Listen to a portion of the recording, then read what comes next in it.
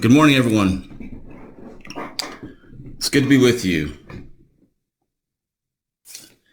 Thanks for being here. It's always fun and exciting for me to teach and lead discussions and what we're covering. And I'd like to welcome Steph. She just completed a class this last week. Mike Deturi. I'm not sure if this is your first time here but Mike's another new one. We have several, and it's exciting. That first class is and the initial training of any type of this is exciting. It's eye-opening, and it's for me and for a lot of you, it's just a game changer, because we have the principles. We have a basis for the principles to look for, and now we're able to take a deep dive. This monthly proficiency team is akin to no other. For those of you that are new, we have taken cases and taken a deep dive and found the answers. We've been able to present those cases back to the originating agency or organization and with the answers, and it's been spot on. I've taken those same cases and let another group of analysts do it. They've come up with the same answers, and sometimes not even as much as we have. So this is a fantastic group. I'm super impressed by the education level in this group, the experiences, the background. It's really impressive. And if you asked me 10 years ago if I would have a group and be leading a discussion, training session every month with a group of this caliber, I would have doubted it. So I'm grateful to be here with you guys. So what we learned in the basic class is the foundational principles. And what you saw in that class and what you understood is that when someone speaks or writes, they give us access to the hiding spots in their mind. And sometimes it's the dark recesses that we don't want to go. It's still there. We have access to it. It's like it's almost Christmas time, and we're hiding gifts here and there. And I remember when our kids were younger, we'd hide a lot of gifts in the closet, and I'd hide some in the garage, and they were there. You could find them if you knew where to look and what to look for. And, I just crossed my fingers and hoped that the gifts wouldn't be found. Now that our kids are older, they told us they were onto that, a long time ago. And so they would go into those hiding spots and find out what the gifts were early on. And I did it when I was a kid, and I'm sure a lot of you have done it as well. So,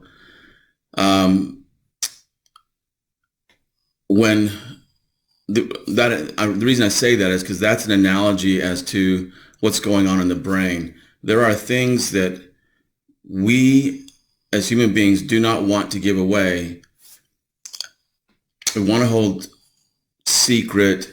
We want to be seen in a positive light. And so there's just things about us that we don't say, we don't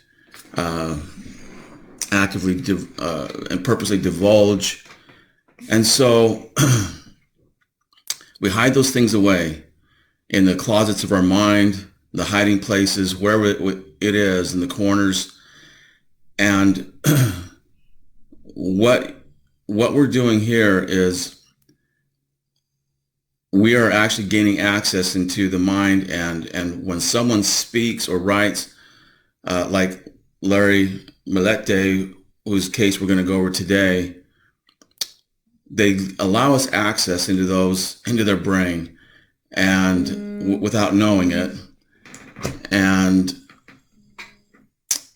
we now have access to those hiding spots, those corners, those dark corners, and even the dark recesses of their brain that are hiding the most gruesome details. There's major personality traits that we're able to recognize. There is all kinds of information that's there, and it's a discovery. And we as human beings, we're enthralled with discovering new things and solving puzzles, solving cases, solving crimes.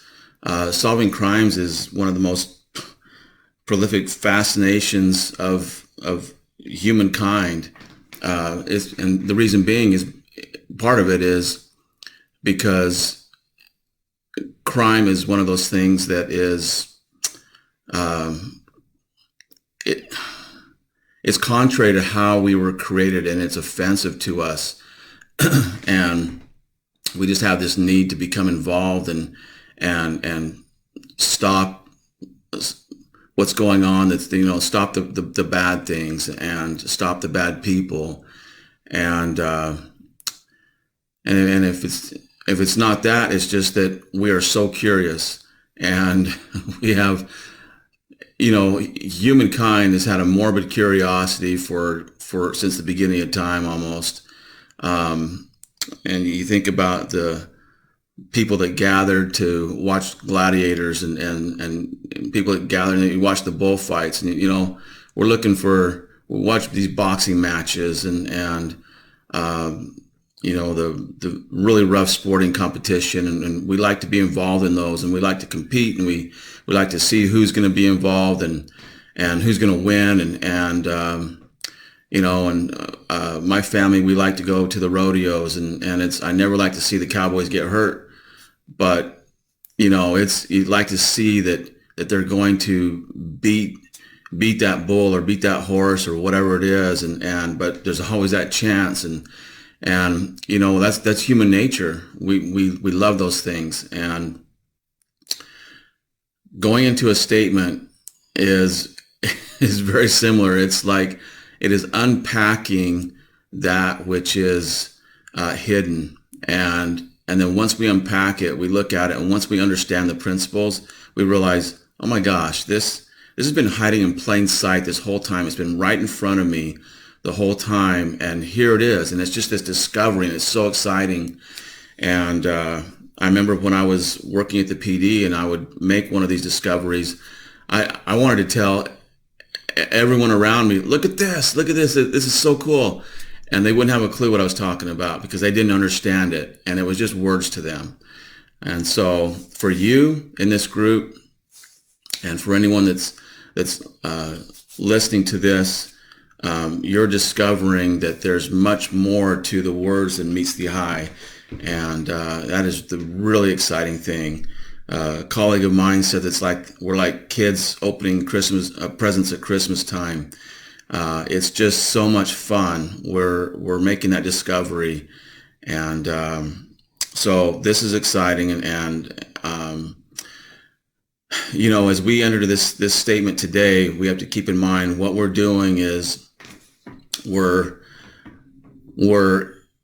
our goal is this linguistic empathy, where we have a deep understanding of what Larry Millete is saying, why he used the certain words that he did at the time he did, and we're looking for his verbalized perception of reality, what he really knows, what his reality is. He's going to portray, as most people do, another reality to us and hope that we buy it. And specifically, he's talking to a reporter. And so he knows that what he says is not only going to that reporter, but to other people that she is going to present it to. So in his mind, he's hoping that people are going to buy that. Well, when just the fact that he's speaking allows us access into his verbalized perception of reality. What is his reality? And that the verbalized aspect of it, that's what gives us access into those recesses, those hiding spots in his mind. We're able to open those closets up and look in those corners and and really know what's there. So it's going to be exciting. Let's dive into Larry Millete's statement. So this is a case from Chula Vista, California. And this is one of those cases that I did with at the invite of Chris McDonough on his YouTube show on the interview room, and we analyzed this in depth. And so I'm kind of glad that there's several of you that aren't familiar with this case, which means this is gonna be the first time that you've seen this. With that being said, even if it is the first time, or even if it is a second time or a third time, it's amazing how much more information you're going to get out of this than if you saw it before. Let me put my screen up here.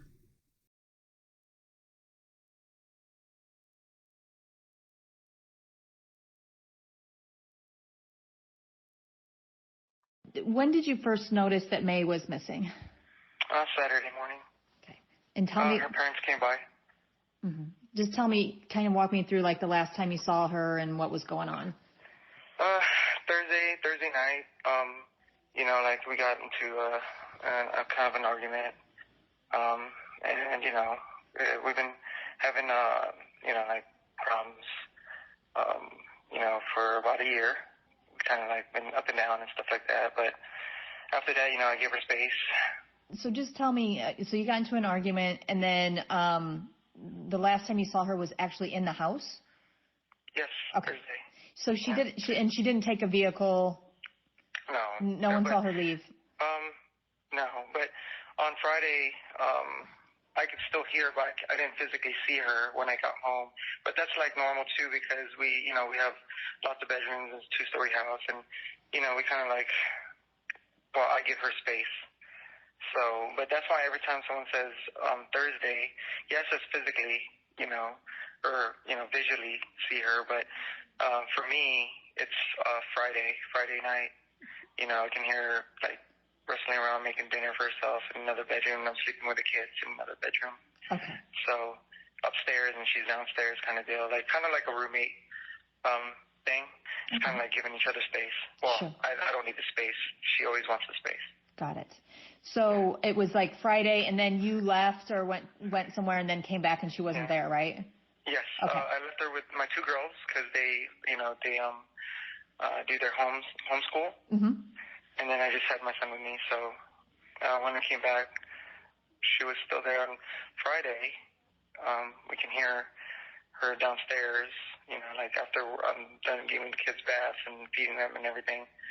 And on Saturday morning, when her parents came by, her door was locked. I found the keys to the bedroom, and I opened it, and she was already gone. So maybe she went to a morning sunrise hike, because she didn't go jeeping, because that's one of her other hobbies, the Jeep group. And, she would have taken that. So assumed maybe one of her friends picked her up, and, they went hiking or wine tasting. She likes to go wine tasting in Temecula. That's her other thing. Or brunch, early morning. Yeah. After that, like at night, we're okay, she hasn't come home yet, which is sometimes okay. She'd go out maybe for drinks or something.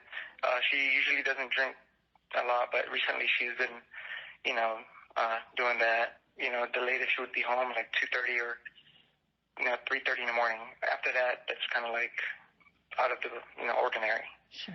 So my sister-in-law was recommending, hey, maybe we should call the cops now. I was like, well, give her some time. But we initially got to the police report. They're like, hey, you got to check the hospitals first. So this is like around 12 o'clock at night. And it's like, okay, they start checking the hospitals. 12:30, they finally filed the police report. And I was like, well, maybe give her some time, because I'd call like at 4:30, because, give her some time if it's really, really out of the ordinary. So after that, they started the investigation. Well, 3 cops came. I let them search the house. They looked all the houses, all the cars. and then we've just been waiting. And then I got the NCIS called me, and then he was able to search the house and everything. My in-laws have been here the whole time. They start doing the neighbors, the cameras and everything, and trying to figure out if when she left, like they can see it, but they can't really because it was nighttime kind of deal. We're just basically trying everything and anything, trying to find her. Well, Larry, just tell me, how worried are you, and what do you think happened? Where do you think she is? Before I wasn't really worried. I was kind of like worried, but I wasn't like totally worried until the birthday.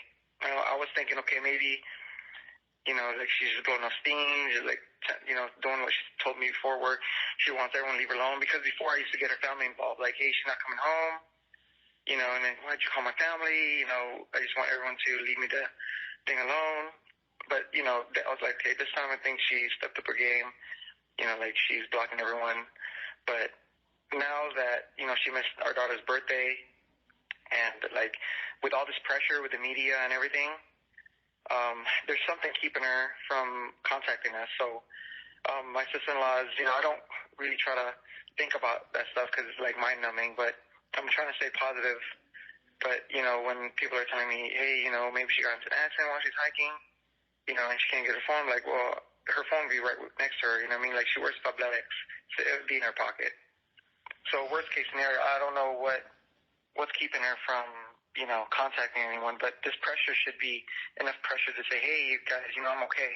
Right. So I'm not quite sure what to think, but, I'm still trying to, keep my head up, trying to say, hey, keep positive and say, I'm hoping, like she'd just come home, even though this whole situation is embarrassing.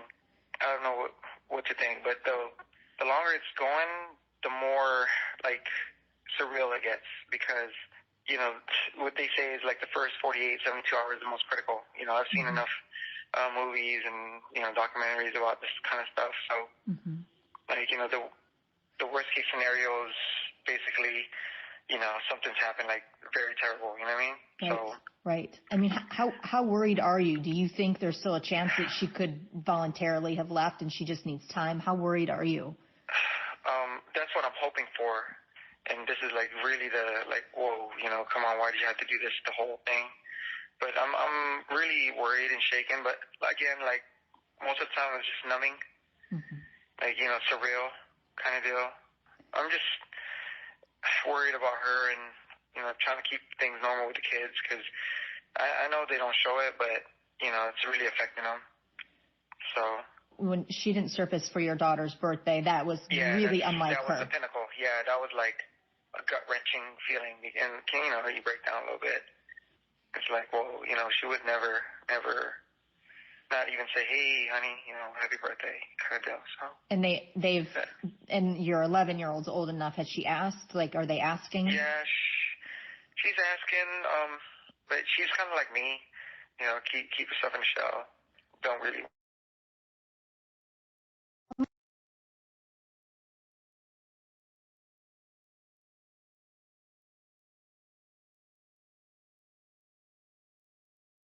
Parking lot, and that's years back, even this past year, she just stay away. This year she'd like go out, drink with her friends or stay at a friend's house, and try to sleep it off. Couple months, she's been, like wanting her space, so she'll go out with family to places, and she'll just go out for days and stuff like that. But at least I know where she's at. So how when she's gone, right? So, but when she has left, how long? What is the longest she's been gone for? Like maybe a day, for like till 2:30 or 3 o'clock in the morning, kind of deal. So never more than a day or two. Oh yes, never more than a day. Okay, never more than a day, and then you always kind of knew where she was at. Okay. Not more than a day. Okay. Basically, or the next day. Again, I always tell her we have 3 kids. You can't be doing this kind of stuff, and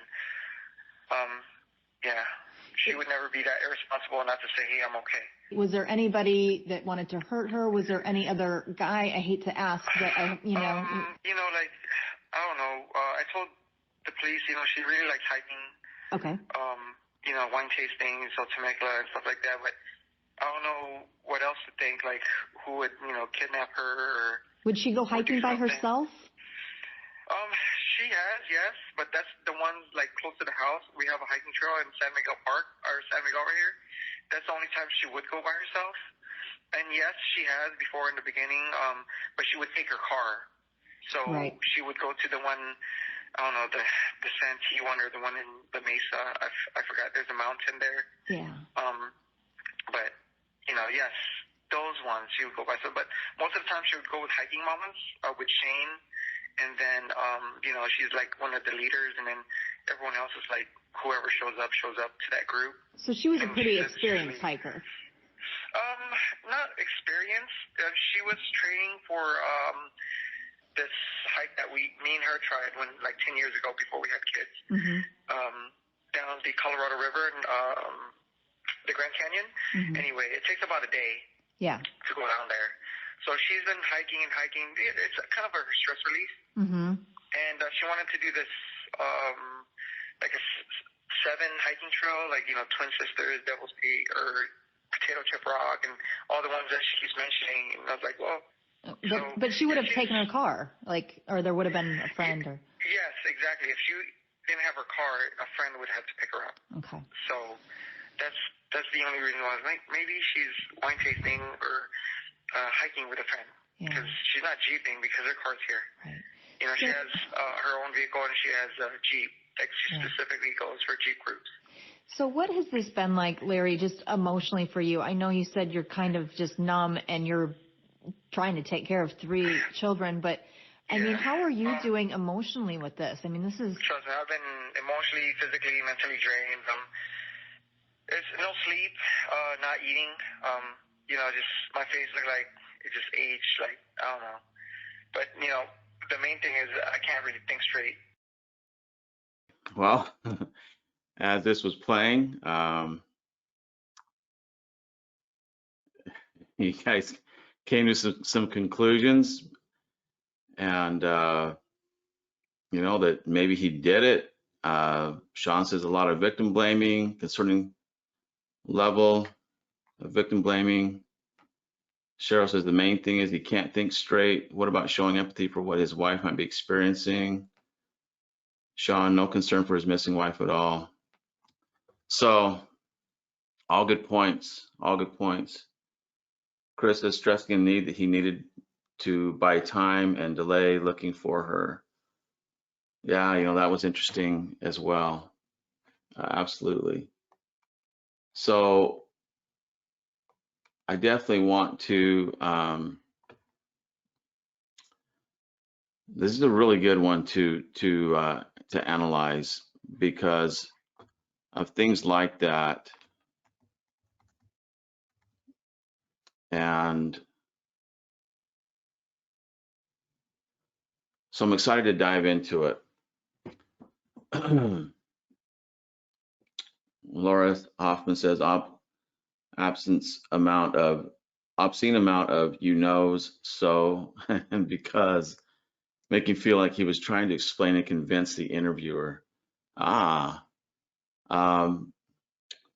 so that's one of the basic principles that we look for. Actually, remember is well, I know you remember. Is he simply conveying information, or is he trying to convince? And I think in his language you can hear there's a lot of convincing and explaining as to how certain things happen and why, and it's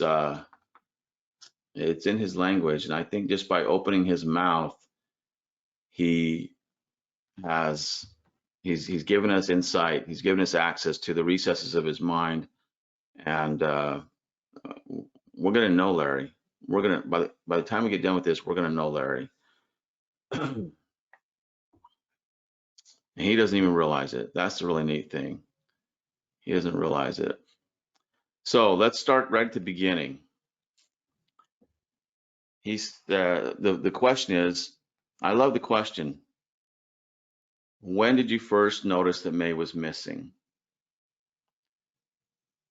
Sean says several questions he just simply did not answer. Went off on tangents, trying to convince instead of answer. Okay. Christy trying to paint her as a bad wife and parent, but minimizing it all as he goes. All right. Cheryl, his rambling was a bit confusing, like Chris Watts. He talks about the last time he saw her, then says he didn't see her personally, just heard her rustling around, then said her making herself something to eat. Okay, good. And we're going to get to that. That's important. Kyle, okay, thank you. He avoids the question on when he noticed she was missing. Placed the focus on the parents, possibly trying to distance himself from the disappearance. Okay, good. Chris says he implies he knew she was missing only because the parents came by. Very good. And Casey, he hesitated and then said Saturday morning. All right, awesome. All good thoughts. So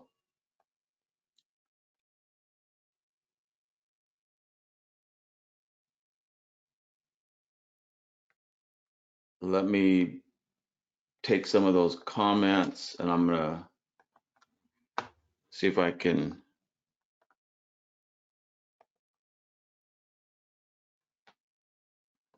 So hesitation with the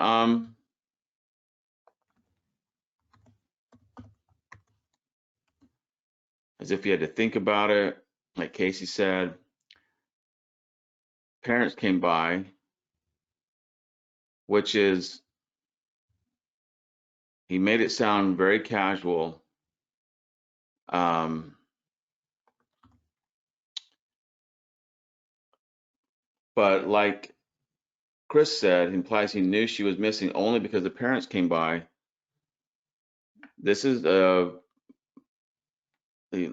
yeah, this was his reason of for noticing that she was missing. Well, when did you first? And let's not forget, like Kyle said,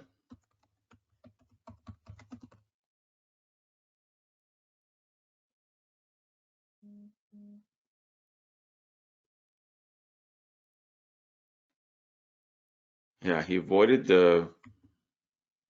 You know what, Kyle? I'm just gonna cut and paste from your comment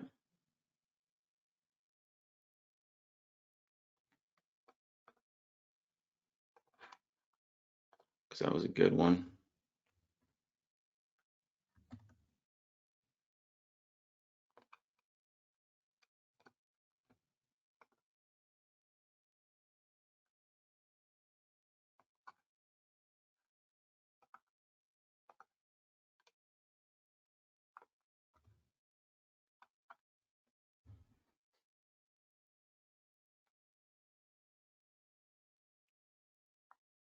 Okay, Saturday morning, her parents came by. Okay, good. Let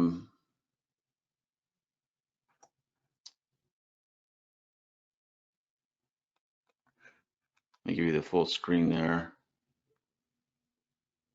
So let me see, Cheryl. It would be interesting to know if her parents came by because they hadn't heard from her, she was missing, or if dropping by is something they normally do. So I have insight to that, Cheryl. It's they came by because they hadn't heard from her.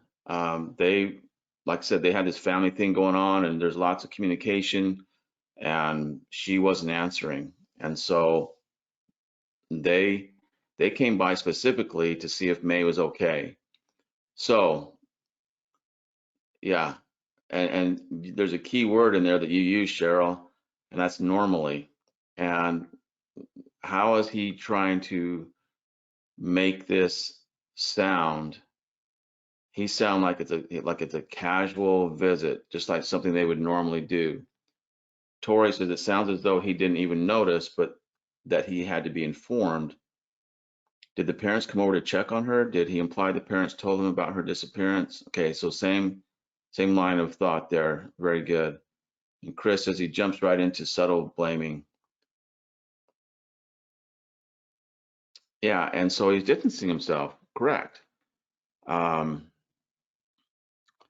you're right. And this subtle blaming is significant, uh, as if, well, it's her fault she didn't answer, and so her parents had to come by to check on her. Good.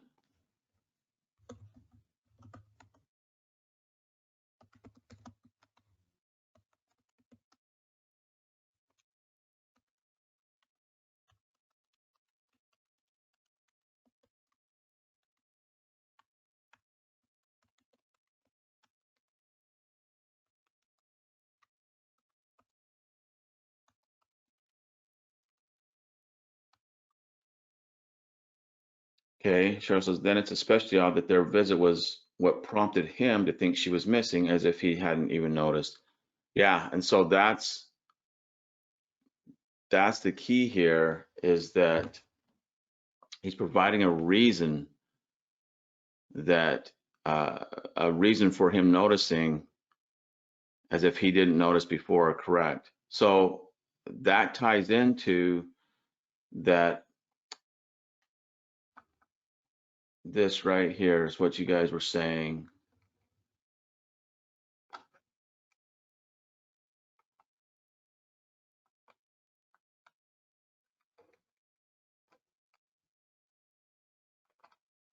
Let me get it here.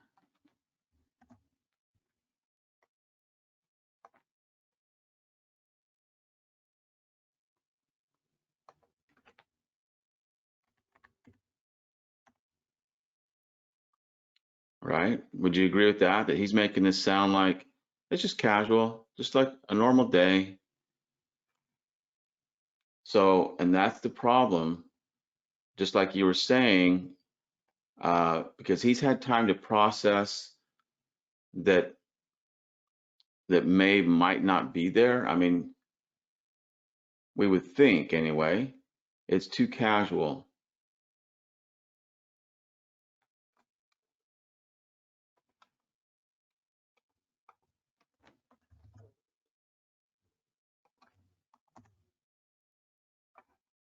Well, that didn't work out. Hold on.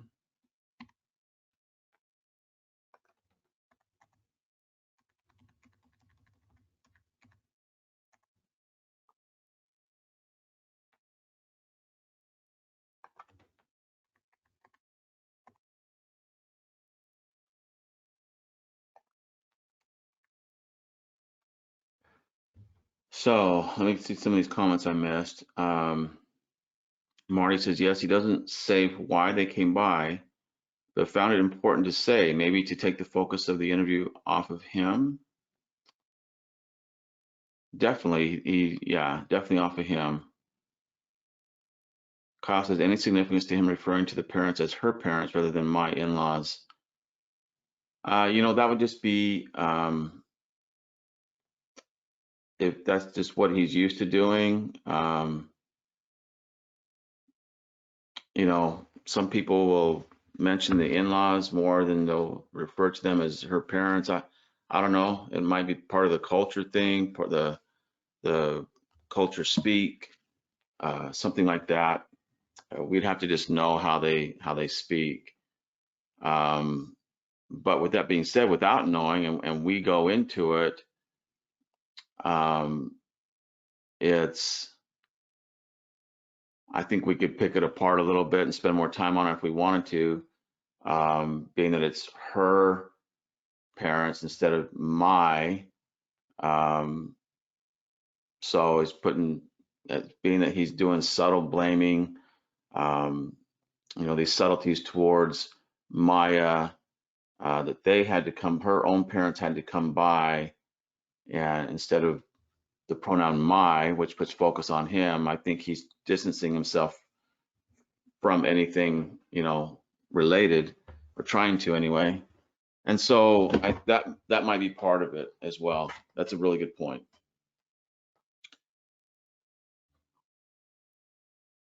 Okay, let's go to the next one.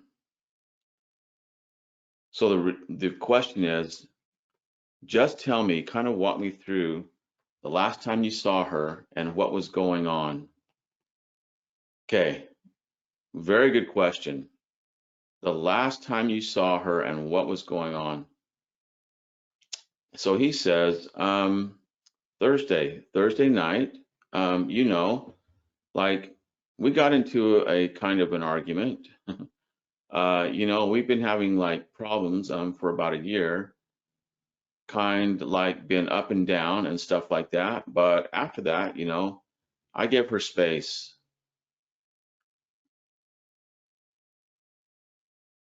So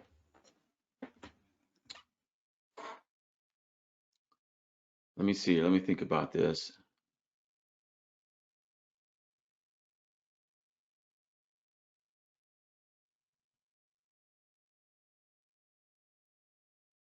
There are things here. Let me see what you guys said. Sean says, didn't answer the question. He kind of did. Just tell me, walk through the last time you saw her and what was going. Yeah, you're right. You know, he really didn't. He just said and what was going on. So he did in the way in the sense that he said we got into kind of an argument. That's what was going on. The last time you saw her, and he says Thursday night. So it's what he added to it that makes this so significant. Jason says a lot of hesitation, stalling with the ums and repeating the day. And, you know, he distanced himself by not using her name. He wants us to fill in the blanks with stuff like that. And that's quotes. Um, he does want us to fill in the blanks. Sean says a lot of hesitation with this question. He had trouble starting his answer. So, yeah, he absolutely did. And human nature dictates that your last moments with your loved ones are very memorable, and you're going to remember those moments, and you'll recall them with clarity. They become very stark, and he's having a difficult time doing that, just like he said. Tori says, how often he mentioned giving her space, distancing himself seems to be a recurring tactic. Yeah, so, and we're going to get into that. I give her space, and tell me what that is. You know, like 3 times sensitive times 3 is sensitive.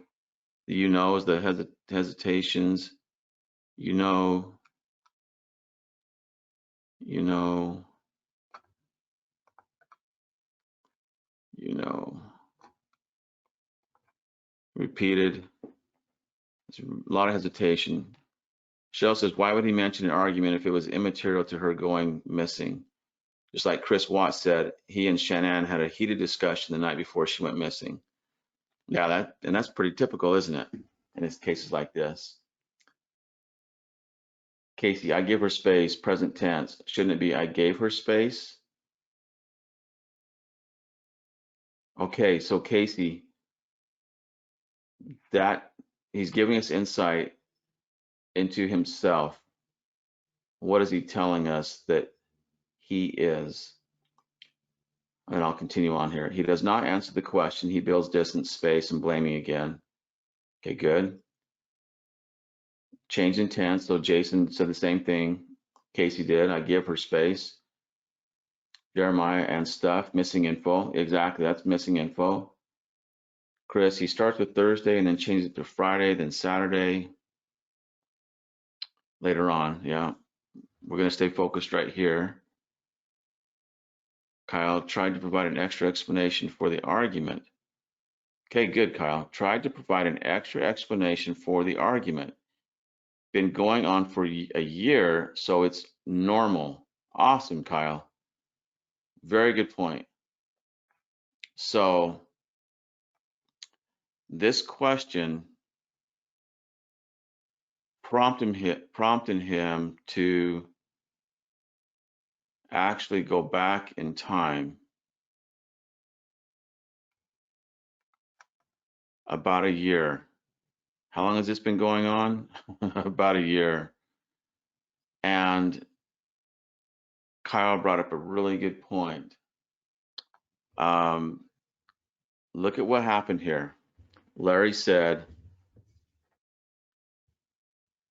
in response to the last time you saw her and what was going on, he says, Thursday night. You know, like we got into a kind of an argument. And he wanted to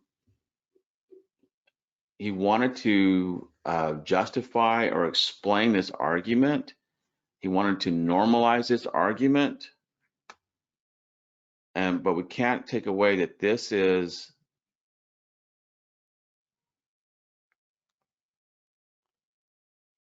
something that we would put in blue.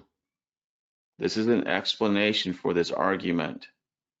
We have high sensitivity. This question really struck a nerve, and it's one of the greatest questions ever in missing person cases and homicide investigations. This is one of those questions that we typically ask because it evokes responses like this, that they've been having problems for about a year. So he actually went back in time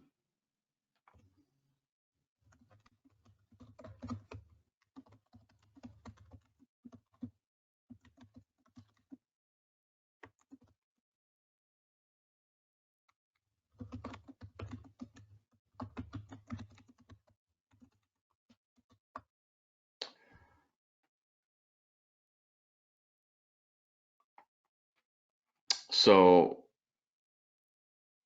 let me back up just a little bit. And there's more comments I haven't got to. I'm looking at your comments.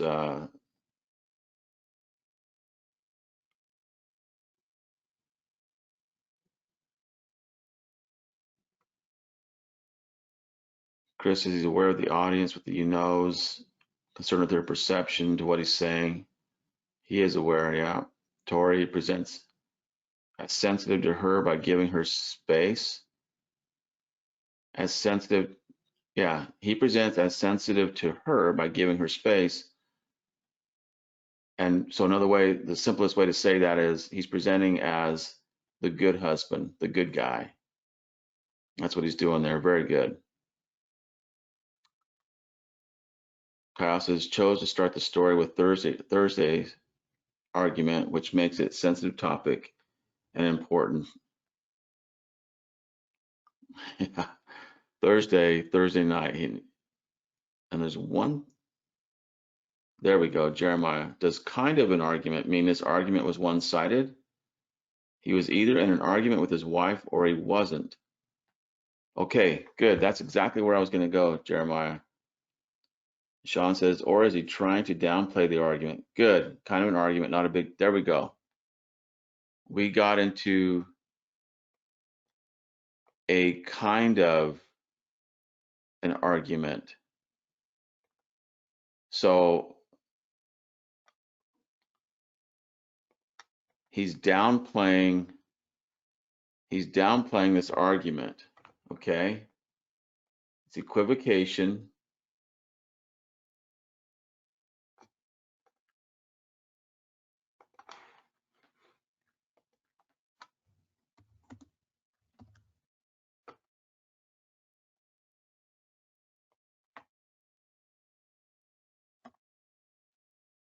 He's downplaying.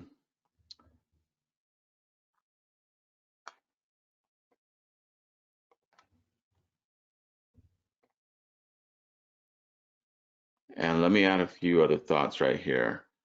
The argument's been going on for a year. This is normal for them to argue.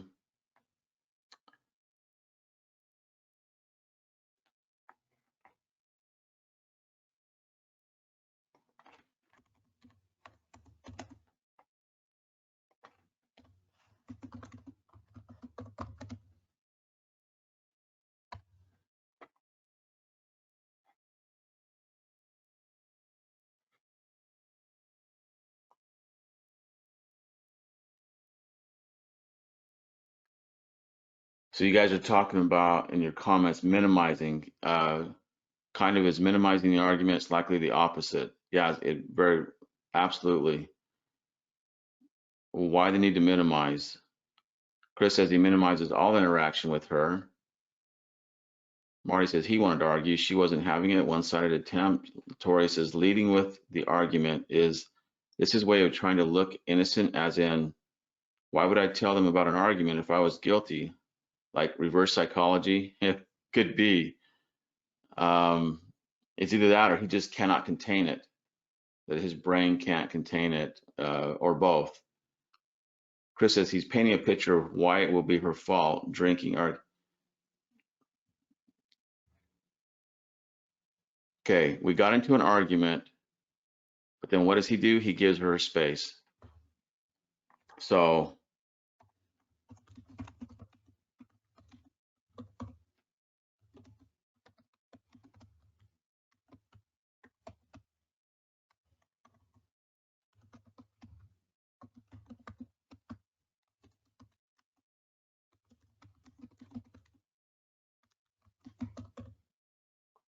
that's present tense.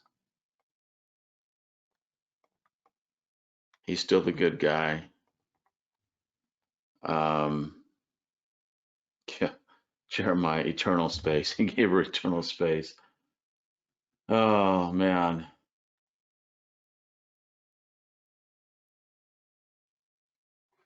And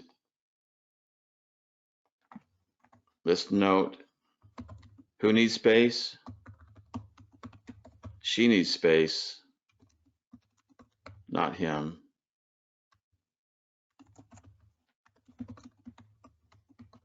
He's a good guy after all.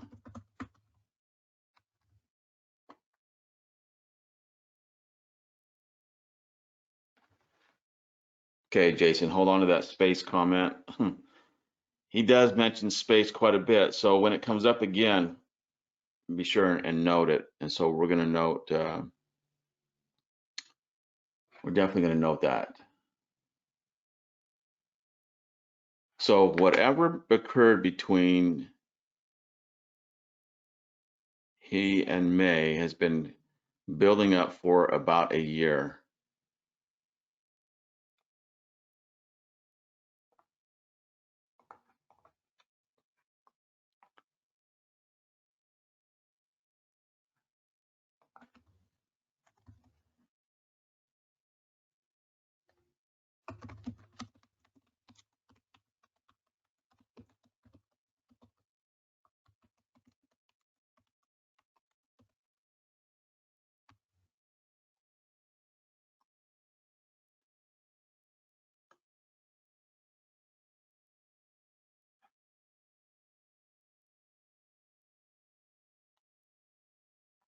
Okay, so look at this closely now, and I apologize if one of you mentioned it and I didn't catch it.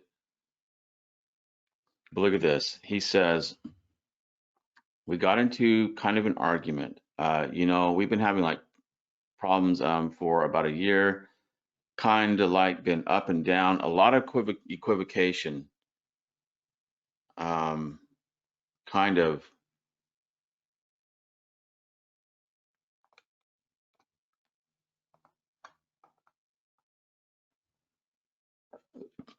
been up and down and stuff like that. But after that, I give her space. There we go, Tori. Good.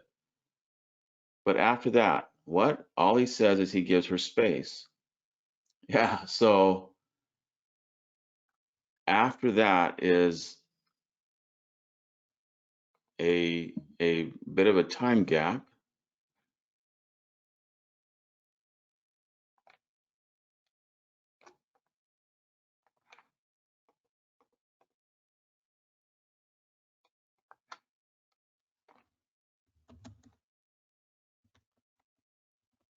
Time gap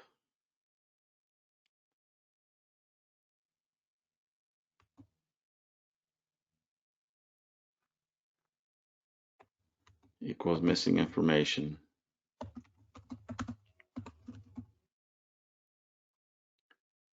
And this in the context, missing information, the beginning of the interview, last time he saw her,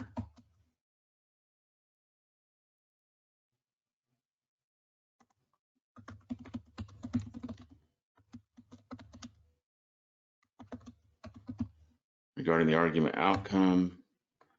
All he says is, but after that. So it's missing information.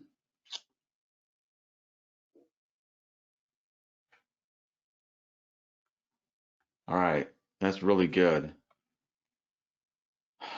Chris says, let's see, who did I miss?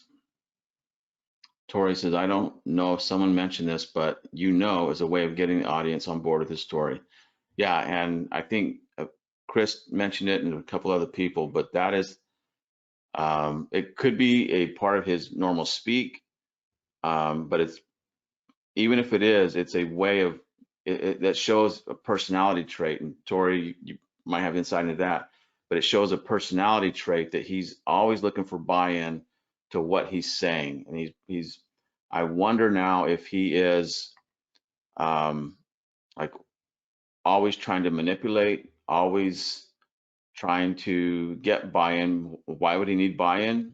Because of the manipulation, possibly deception, that type of thing. Um, and so let me just make a note of that because it's a great comment.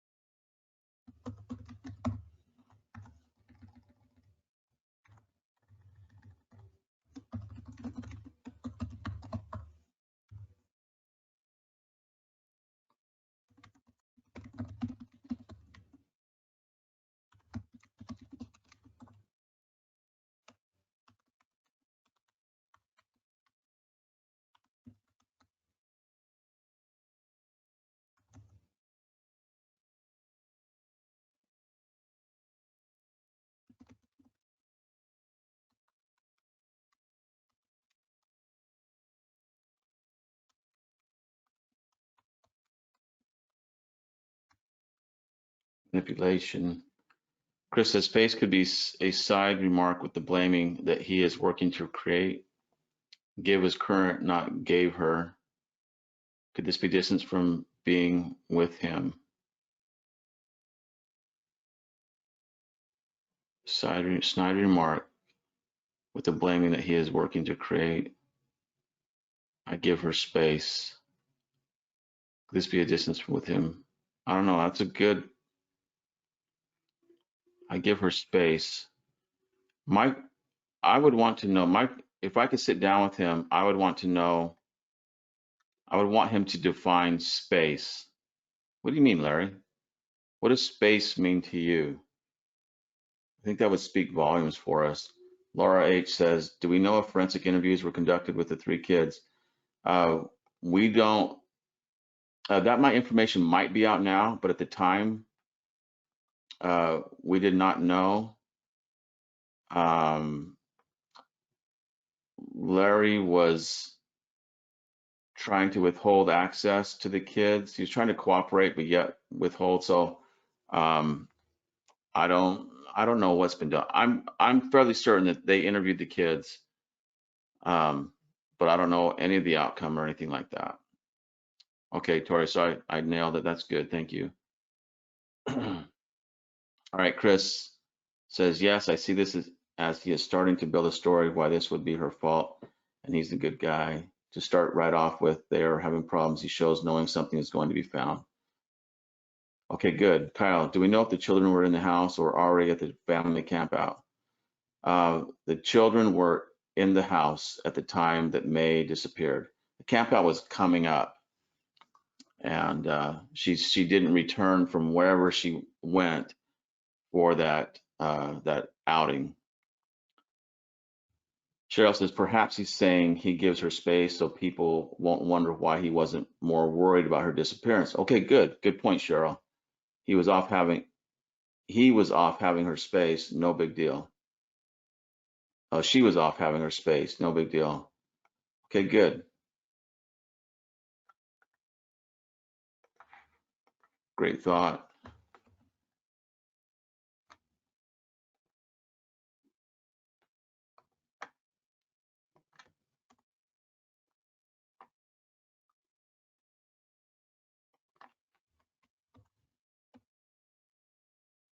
Good comment.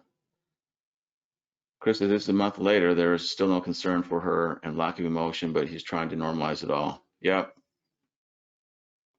Good. So we have this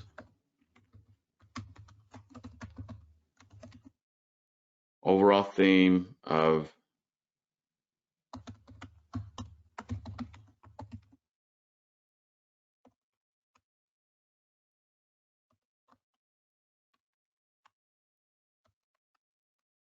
justification.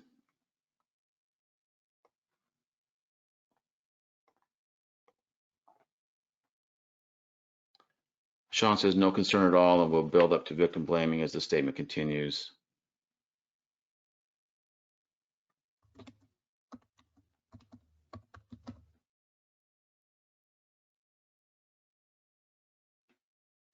Okay, good. Excellent. Excellent, excellent.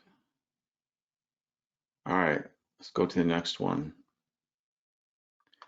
So just tell me, so you got into an argument and then the last time you saw her was actually in the house? I love this. Yes, briefly. Any thoughts about that?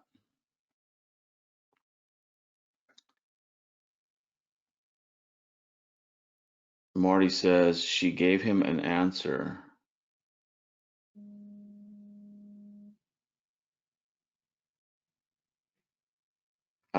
Chris says need to qualify. Yeah, so we have this the the qualifying with briefly.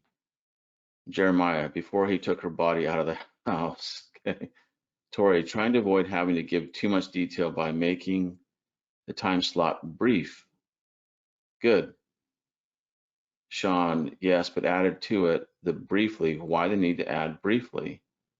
Should have been a simple one-word response, Chris says. Marty says briefly so he would not have to have time to do anything harmful to her. Okay, good. Good comments.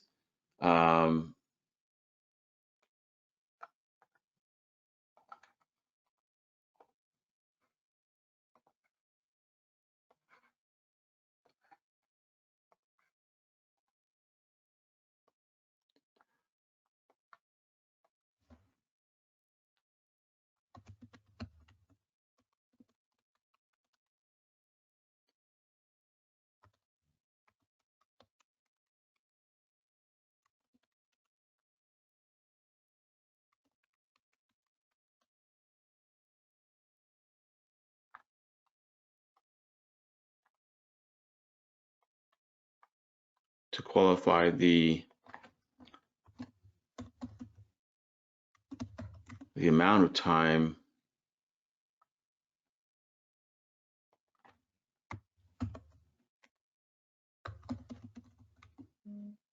length of time he saw her.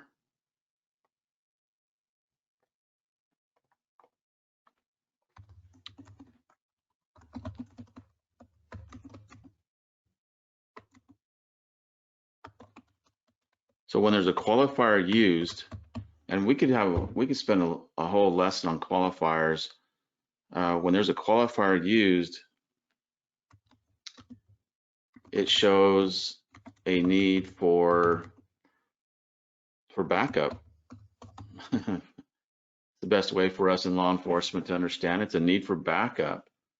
Though,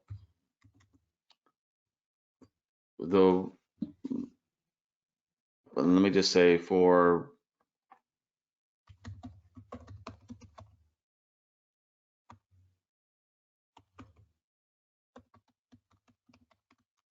linguistic psychological backup. Sean says yes, but added to it briefly. Okay, Chris, should have been a simple one response briefly, so we don't have to have time. Good. Cheryl, convincing. The answer is just yes. This should be good.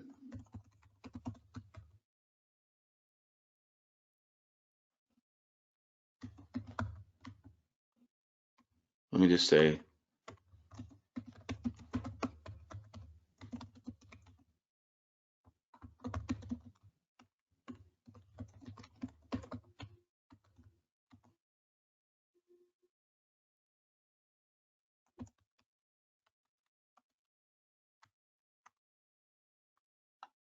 Okay, this is a one-word response, yes or no. But he added to it. Very good.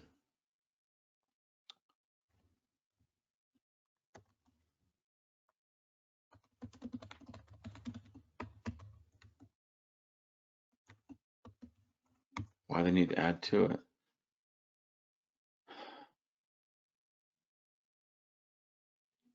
Chris says it qualifies that there's a chance that she wasn't missing yet. Okay, good. It is implied but not directly stated. Marty says because remember he only heard her rustling around, which just comes later. Okay. Briefly. So let me look here.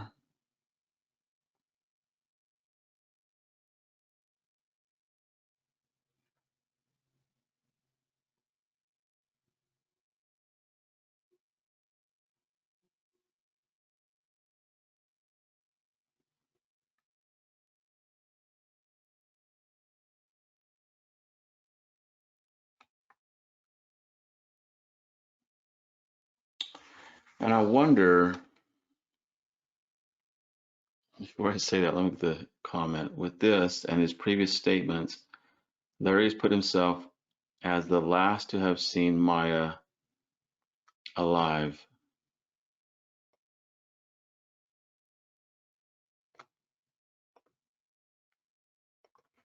Okay, so let me put that in here and then pose the question. Let me back that up.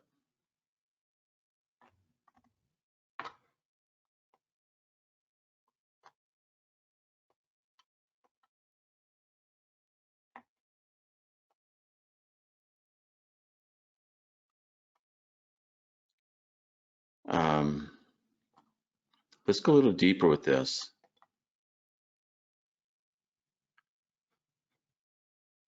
What about, the question is, the last time you saw her was actually in the house? Yes, briefly. Doesn't this pose the question that he might have seen her outside?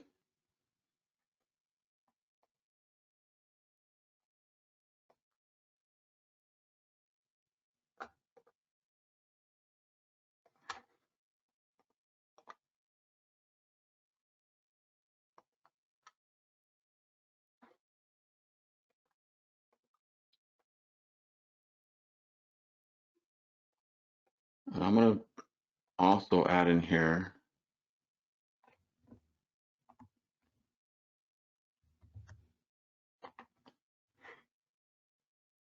Megan says he's giving himself an out for changing the last time he saw her from Thursday. He's giving himself an out for changing the last time he saw her from Thursday. Megan, explain that more. Chris says, yes, it does. Looking at the next line shows us that, but something happened on Friday. That is more important to him than if she took a vehicle. Okay, I'm going to come back to that. But what I just put in here is going to lead into that. So the truth needs no explanation, needs no reasoning, and needs no justification. Okay? The question will focus, this question has focused his thoughts. And if there was foul play, the last time he was with her will now be forefront in his mind and create stress because of his desire to hide it, to tuck it away in one of those hiding spots in his mind, not let it out. But that's stressful. Our brain knows it's there, and our brain wants to use all that information that it has when it makes a statement. And so there's stress. And so there's this interesting phenomena called carryover stress. And I learned about this when I was a voice stress analyst. we call it the CVSA, the Certified Voice Stress Analyzer. And it's it's like the polygraph. It's another way of detecting deception. We hook them up to, well, there's no hookup. The CVSA measures the voice frequency, the voice modulation, the frequency in our voice modulation. And when our voice is strong, that's an indicator of veracity. And when those muscles in our voice box are weak and the frequency changes from a strong frequency to a weak frequency, that's an indicator of deception, because our brain doesn't like it. And so when we give a deceptive response, or we are meaning we either, very few lie outright, and so we do other things. Like in this particular case, Larry was trying to answer the question. The last time you saw her was actually in the house? And he said, yes, briefly. He just told us, he taught us that there is something very sensitive about that time and about that answer he's giving, that he had to qualify it with briefly. So he's basically said, there's more going on here that I don't want to tell you. I've locked it away in a recess in a closet in my mind, and I don't want to tell you. That is stress. That's stress coming out. That's how it's displayed, with qualification and all these other things that we're seeing and going to see, and that we have seen in other statements. We know the principles. We know what to look for, which is the most awesome thing.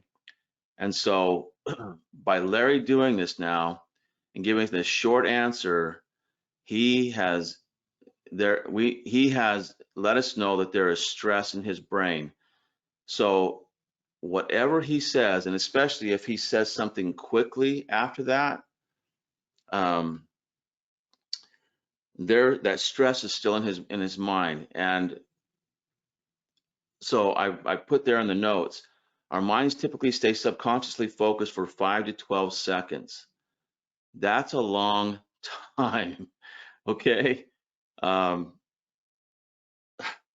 Especially for our mind. Our minds work so fast that to stay subconsciously focused for 5 to 12 seconds, and keep that stress, that is a long time, and it's significant. Yep, that's what happens, and that's what creates this carryover stress, and it will carry over into the next answer, the next response. Even if the next one is a truthful response, we often see that the voice is still weak. There's still indications of that stress that carries over, and it graphs kind of like a deceptive response, a weaker response, when it's actually true. And so it takes a good examiner to weed through that, to recognize that. And so what's going to happen for us, we know that when we're analyzing the words and a nerve has been struck and stress has been induced in the brain, that if that stress is still there in the response to the next question,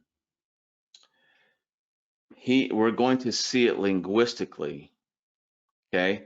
And there's going to be more equivocation, more minimizing, more distancing, more explanation, justification, and all the other things that we look for. There's going to be more of it, okay? Not necessarily all of it, but some of those things are going to be in play, and we're going to recognize the stress, okay?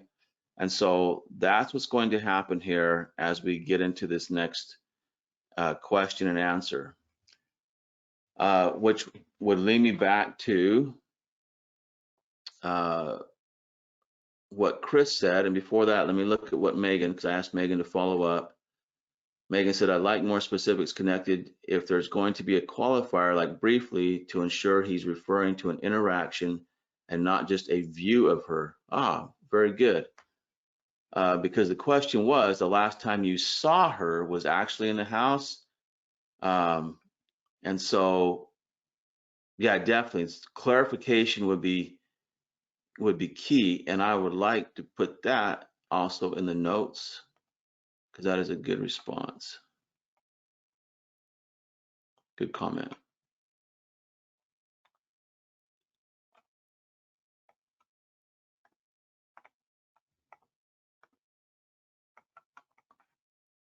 Okay, good. So now I'm going to come back to what Chris said. Looking at the next line shows us that, but something happened on Friday that is more important to him than if she took a vehicle on Friday. I could still hear her. What he could hear, he doesn't say. He didn't tell us that he could hear her. And he adds, he didn't physically see her when I got home either. Did he see her in his mind? Is he talking about this? Okay, that's a valid question. So let's dive into this next question then. So the reporter follows up. So she didn't take a vehicle. The reporter is giving us insight into her perception of perception of Larry's. Now she's really questioning things. She's sensing some things, but she doesn't really know as far as we know. Most reporters don't know the principles to look for. And so she's asking, so she didn't take a vehicle? Larry says no, but on Friday I could still hear so Larry answered the question, but got off of that really quick and on to something else. So Laura H says, he again answered a simple question with a long dissertation of information trying to convince us that she was still alive on Friday. I couldn't have done anything to her Thursday because I heard her in the house on Friday. Exactly. That's exactly what this is. And so we are going to be able to pick this one apart.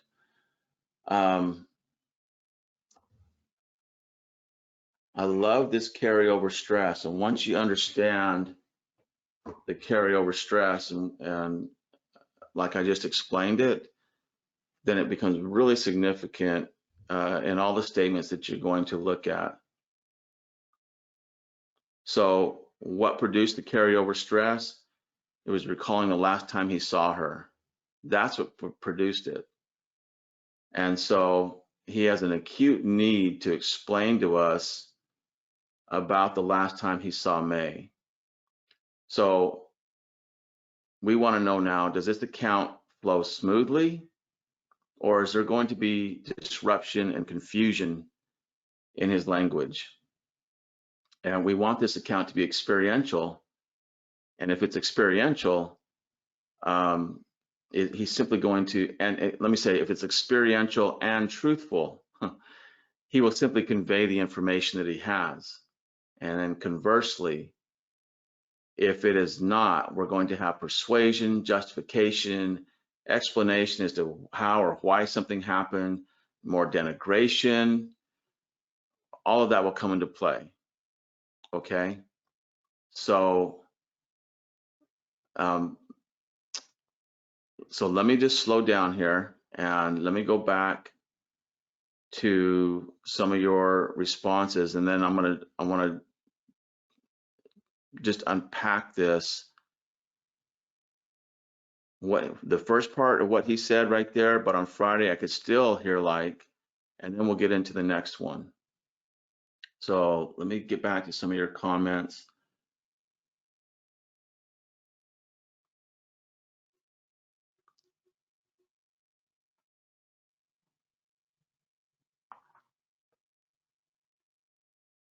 So yeah, I like Laura's, and I'm just repeating this. I couldn't have done anything to her Thursday because I heard her in the house on Friday. I could still hear her.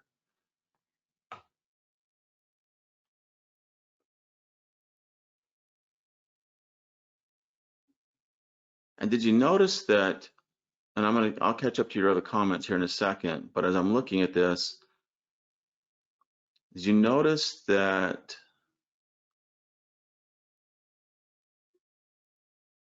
this question actually referred back to the last question? The last time you saw her was actually in the house? Yes, briefly. So then she asked this next question. So she didn't take a vehicle? No. But then all of this right here, let me do this.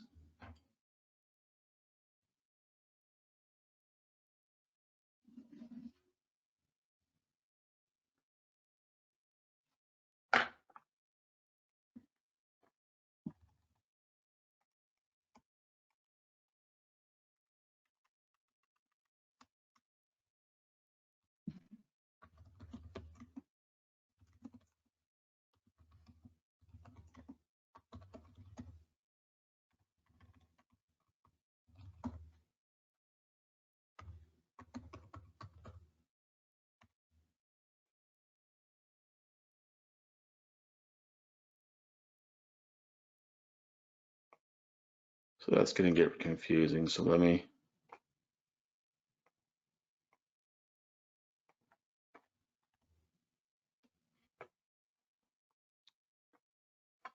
fix that. First, the previous question answer.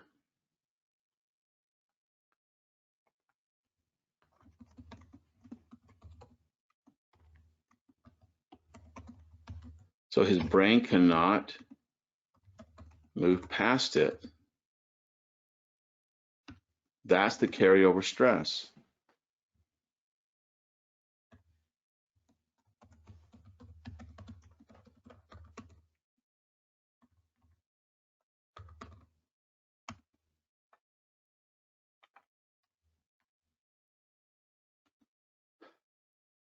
Okay. Yeah, she's still good. So that's, I see.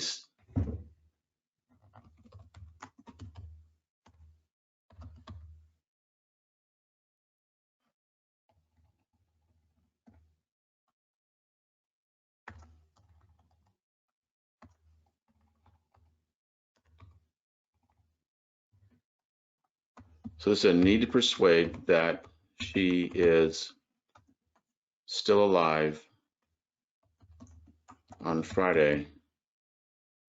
Okay, good. Chris, I can hear like rustling around. Okay, I haven't got there yet. Is that an answer or just a quick response to a question that he wanted to change the subject? He couldn't get off the previous question. Kyle, a major psychological hiccup, going all over the place with his story and trying to reset his brain. Went off script and wasn't prepared to discuss the vehicle. Very good. A psychological hiccup. I like that. That's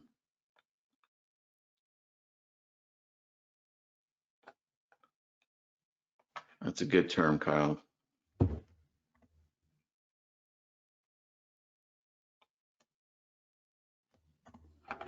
Chris, kind of like a kind of it is like this, but not what happened. Yeah, he's wanting by that kind of stuff, those words. It's not exactly what happened. Tori says, referring to Marty, this is an interesting point. Several murderers I interviewed talked about this noise victims make as they near death. One called it the death rattle. Oh, very good. And I've heard that before as well. But Tori, you have really good insight into that. Thank you for this. Here. Still here. And that was one of the questions that I had as I read this was, what exactly did he hear?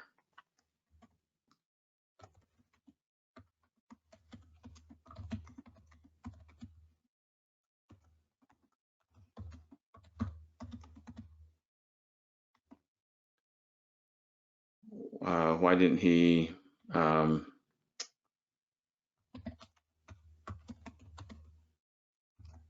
didn't he give details? Good, good, good. Thank you for that. Kyle, Friday is a highly sensitive area. Yes. Why is Friday so sensitive? Probably because that's where the deception lies. Tori says, I think it's a bit shocking to the perp and it's something that would stick out in their mind and create leakage. Good.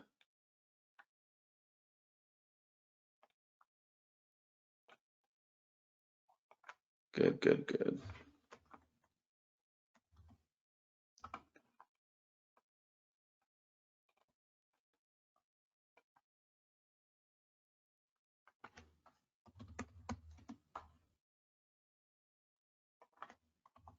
Great insight. Chris has changed the language from I gave her space to kind of like giving each other space. Distance in the psychological space between locations. That must be coming up in the next one. Marty, yes, Tori, it sounds a little eerie the way he says he could still hear. Maybe she was dying in the house. Very scary. We'll come back to Chris's. Sean, he can't stop himself. His brain needs to say something, but he doesn't want to admit to anything incriminating, so he goes into a long explanation of why he could hear her but not see her. Okay, good. That's coming up. And that's exactly what's happening here. That's the stress. That's how the brain uh, um, minimizes the stress or tries to make it less stressful, is the easiest way to say it. None of this was asked of him. He needed to get this out because his brain was stuck on the previous question and he was leaking info. Good. Absolutely. Tori, is it possible he thought he killed her on Thursday and to his surprise she was not dead, hearing her still alive? So that's a good possibility that we have to ask that question. Um, but as it turns out, it's likely not going to be the case, but um, with a great possibility. I think he's reliving it, Chris says, with his description and is stressing him out. Yeah, yeah, definitely. That's the beauty of these questions, because if the question is right, if the question is a good question, it actually takes you right back there into the moment, and it evokes these memories, and some of those are memories that you don't want to disclose, and so it creates stress. Absolutely. Chris says he's wanting to make her alive in his words on Friday, but I'm not thinking that would be the truth. Okay, good. Megan, the noise was likely significant to him if the kids were in the house and he was trying to ensure they didn't hear it. Ah, that's a good point too.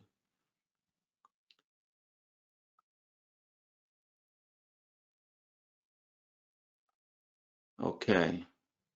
All right. Great comments. Great comments.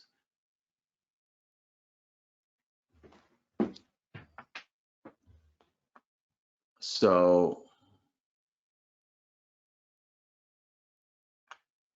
let me add a few notes here.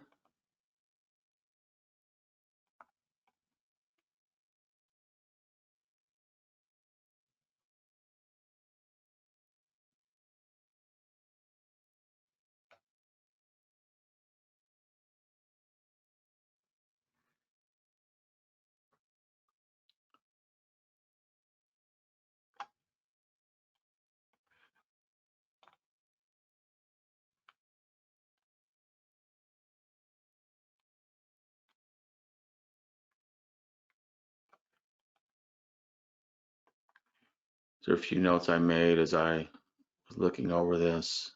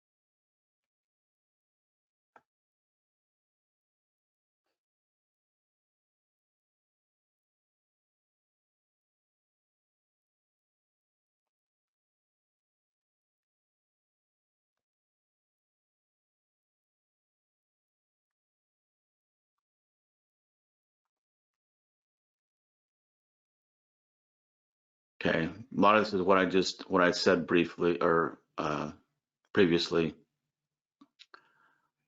Okay.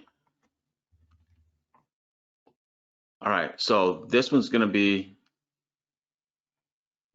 so now this is the continuation of it. He couldn't stop talking, just like you guys pointed out.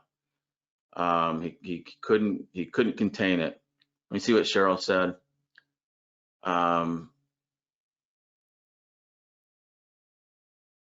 It would be interesting to know when the kids last saw her. He mentioned something somewhere about hearing her making herself something to eat.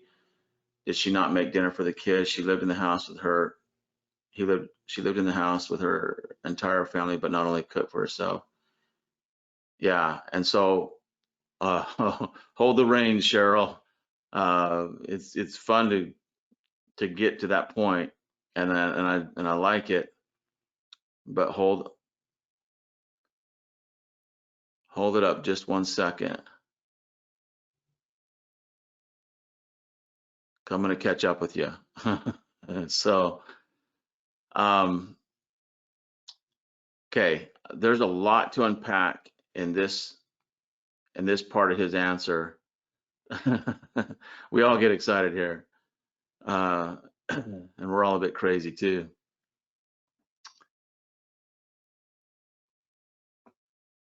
So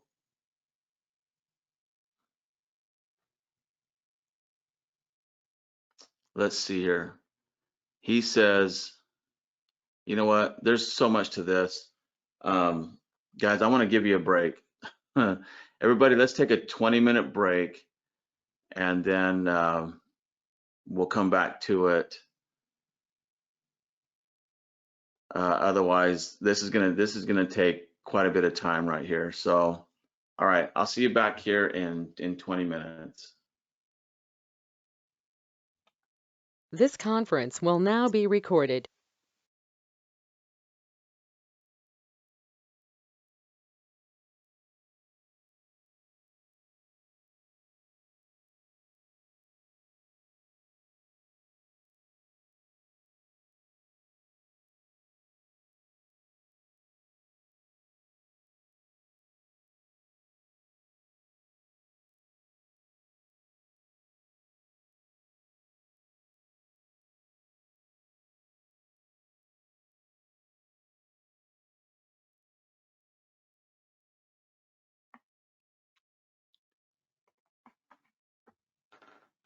Okay, let's dive into this this next section of his answer. This is interesting because this is all related to not this current question, which he answered. Did she take a vehicle? No, but he referred back to the previous question related to the last time he saw her, and he gave that short little answer, yes, briefly, and that created this stress in his brain that he now has to talk about. He has to justify, he has to give us all kinds of information, and it's difficult for him. He is having a difficult time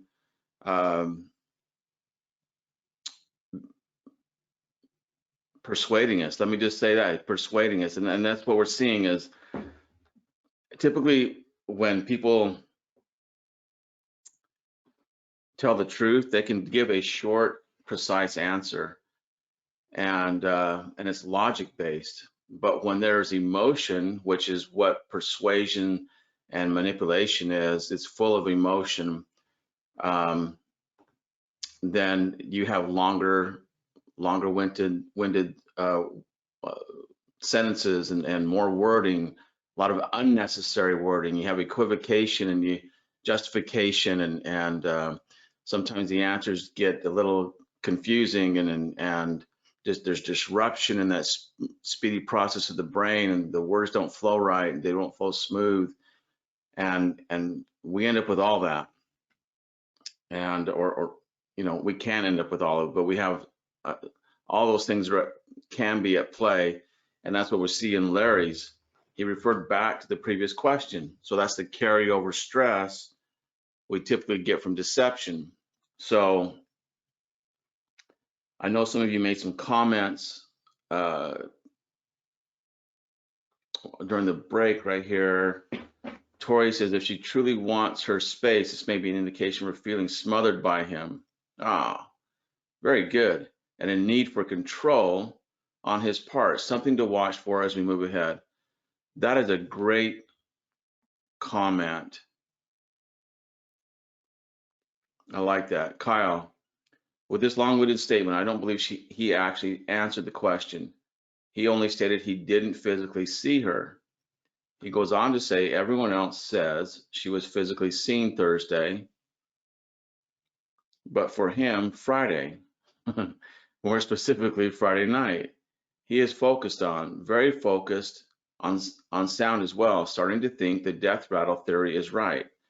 Could also be trying to draw attention away from Thursday and the argument they had, perhaps to avoid discussing the period he actually killed her.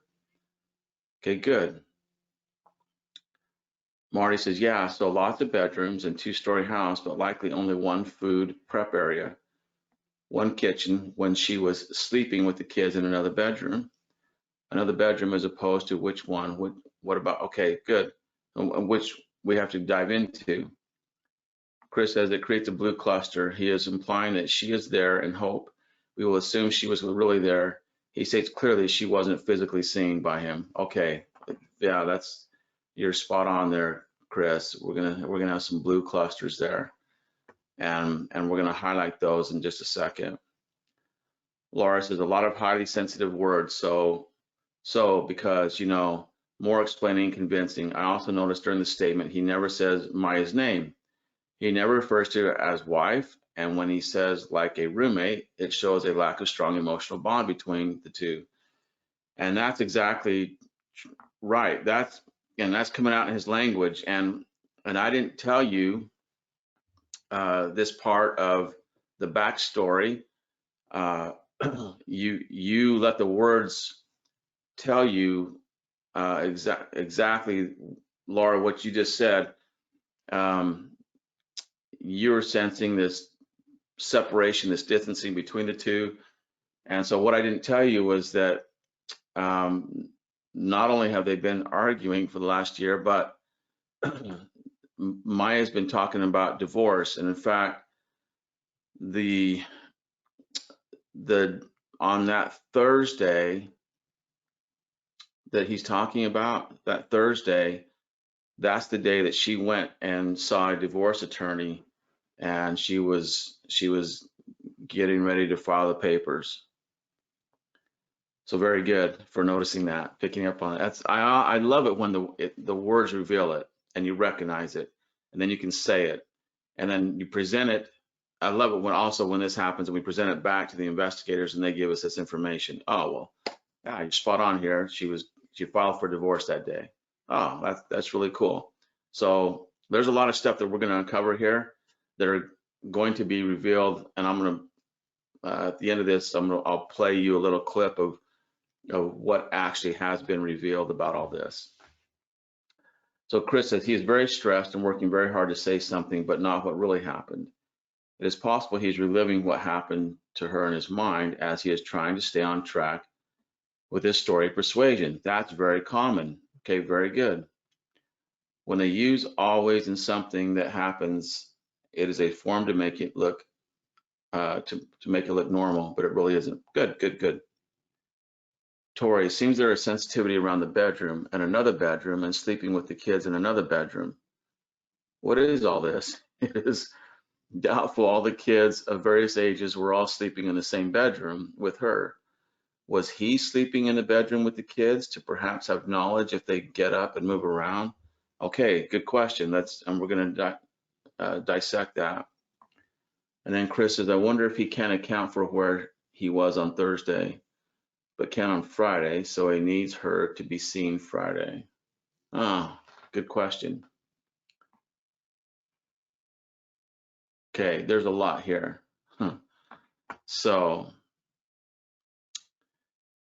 his continuation of that previous answer, he says, I didn't physically see her, when I got home. It's interesting that he used that word physically. I didn't physically see her. Good, Sean. Violation of the law of economy. This is a need to persuade.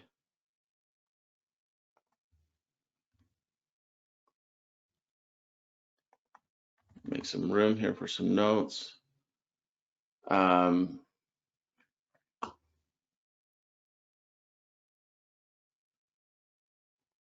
Interesting too.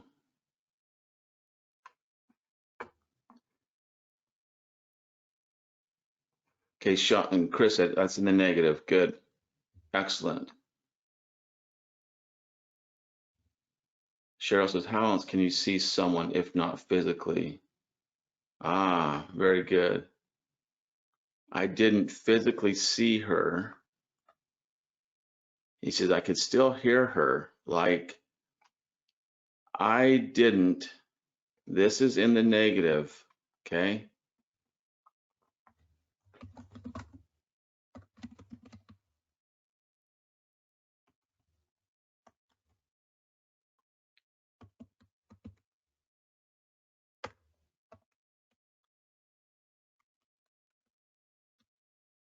Physically see her.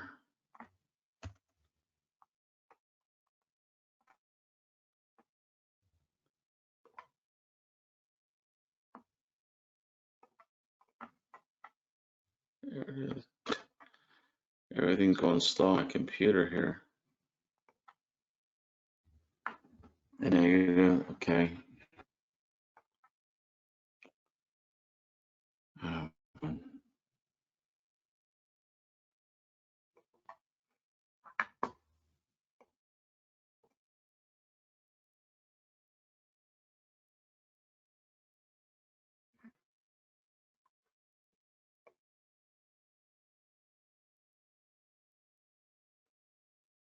Stand by.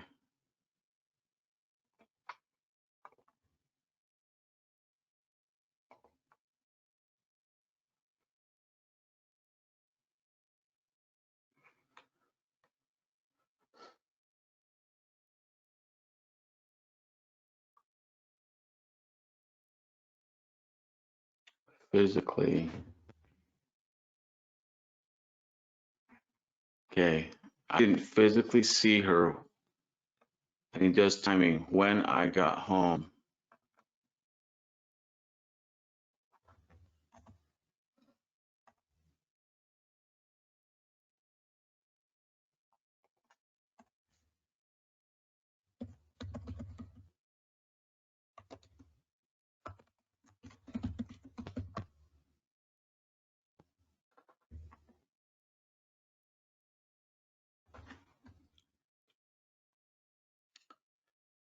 I didn't physically see her. So this is highly sensitive because it's in the negative. See her when I got home. Interesting, the word physically. That's just one of those words that, we have to take extra note of. All right, for whatever reason, everything is going slow on my laptop. It's having some issues here.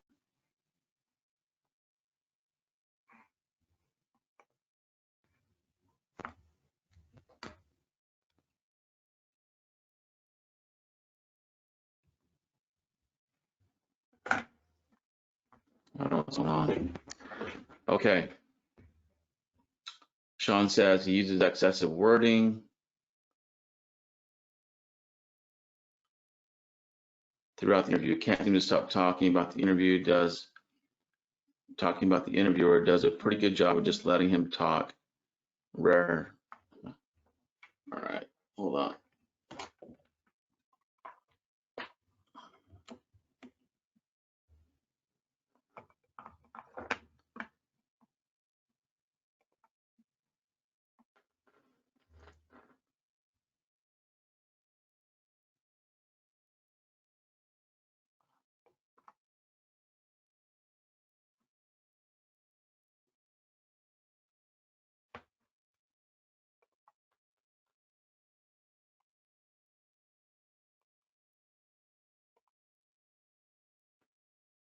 Okay. So then he portrays this, like some of you said, as normal.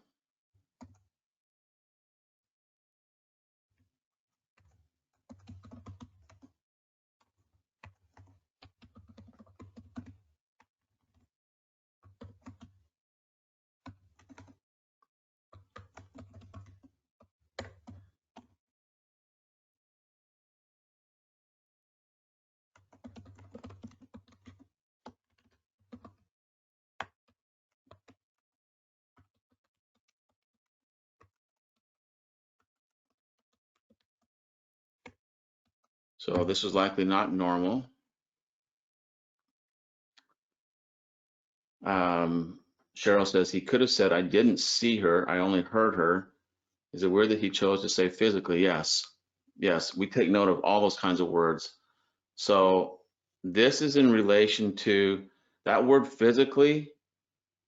You know what? Let me come back to a second because there's other comments and somebody might have mentioned what I'm going to say. Chris says, I got home and changes to a list of we and the reason for her not to be physically seen in the home. When I got home. Hey, Steve. Go It ahead. goes from I to having to be back in a group of we. That's what I was trying to get at. Oh, that he has to socialize it. Yeah, but it's within a cluster, so I think it's just really his smoke screen to qualify that she could have been there, but she wasn't there kind of thing. But yeah, he switched from talking about I to we, and then he's going to flip back to the I again. Okay, sounds good. Anytime I notice this right here, where you have a two different pronouns right in a row, um, that's a bad thing. Pronouns are so instinctive that we don't misuse them. And when they're misused like this, there is there's disruption in what's going on in the brain. Okay, so always take note of these pronouns that are together like this, because that just doesn't happen normally. So we have the normalization, and then we have the because, and so we have this. Now we have this blue because we, we have, yeah, we have another we. In fact, I should, if my pen will work. Good, it's working. We have lots of bedrooms and two-story house, and we kind of like, well, I give her space. It's like he just cut it off. Like he's like his brain was going down one road, and then he said, you know what? Let me just revert back to the good guy. I give her space. This so right here, I think, is not a reason why. It's just a lead in to what he's gonna is a way of speaking for him. So let me get back to some of these comments here. Kyle, I wonder if the rest of the family has been pressuring him and questioning him about when he last saw her. And they have, Kyle. He seems to be desperate to make people believe he didn't see her because it was normal behavior for them to be separated. Give her space. Okay, good.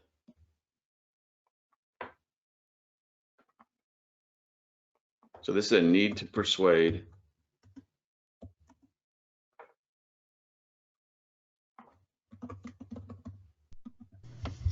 Hey, Steve, can I ask you a question on the so? Yeah. So you don't see it as blue because it follows with an explanation? Because that's why everyone, or every time someone says, I took it as it was a reason, not a form of speech, because I don't see it above as a, I mean, it could be, but I haven't seen him use it as a habit of speech. Usually if it's a habit of speech, you see it so a lot, Yeah, but it's followed by a reason. and you're correct. I didn't mean to say that I was ruling that out, but that Oh, could okay. be a way of speech for him. And so I like what you're saying there, is that, as you went through the transcript, that you did not see that was a pattern for him. And so that's one thing that we would take into consideration. But I'm just saying that word "so" is often used as a pattern of speech, for people, unlike the "because" and the word "to" and "hence" and things like that, for reasons why. So there I go. Okay. I just, yeah, So, I'm just asking because I would mark it as blue, which would start to create a cluster. So that's why I just wanted to qualify if I was off on that. That's all. okay. So let's look. We have lots of bedroom, a two-story house, and we kind of like, well, I give her space. So, but that's why every time. So I think as I'm looking at this, he used the "so," and then it was kind of a lead in, but then he got off of it. However, what he did right next to it, he says, "That's why," and then, but that's why. And that would be more of the thing that we would put in the blue right next to it. We could include that "so," but I think he used that as a kind of a lead in, and then he did he self-censored. That's why every time someone says Thursday, yes, it's physically, there we go with that physically. That's repeated now. That's a highly sensitive word. He uses no, a lot as a way of speech, or visually see her. And I think he dropped a pronoun there. But for me, it's Friday night. A lot of persuasion. I can hear like rustling around, making dinner for herself. That's present tense. And another bedroom, and sleeping with the other kids in another bedroom. Okay, this is all this present tense.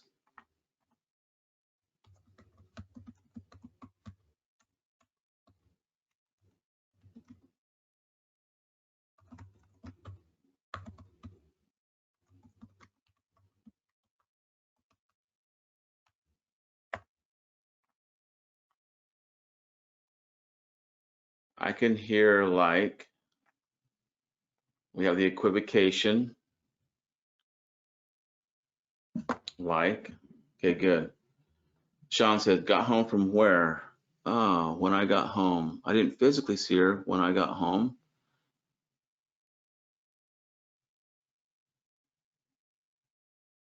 Sean, that's a good point.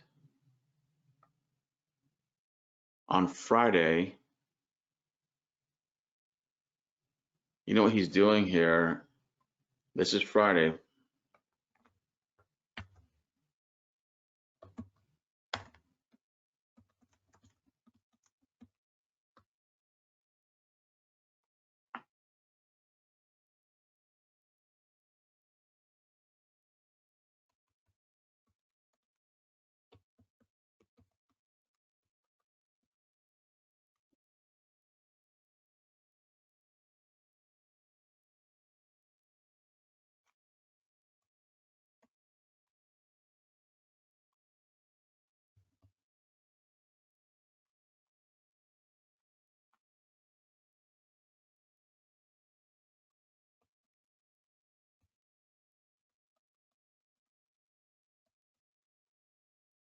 So if he's referring to Friday,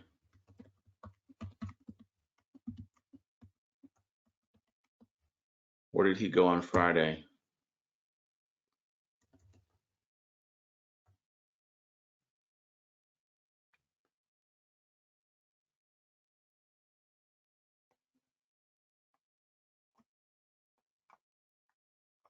I want to keep that in mind, because that's going to be important.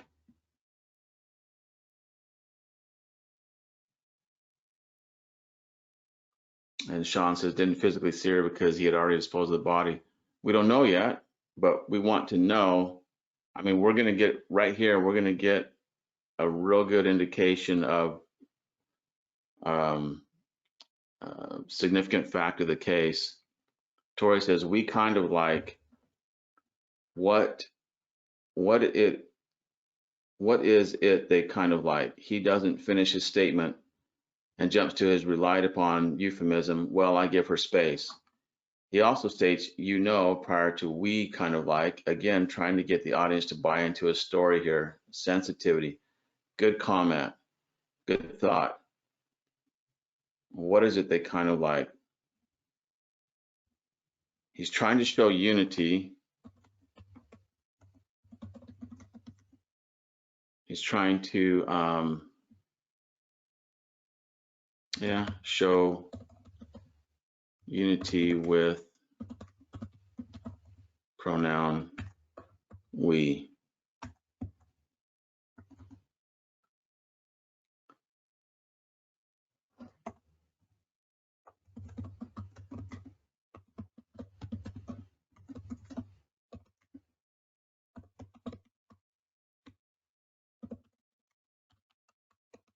There's disruption in his language thought process.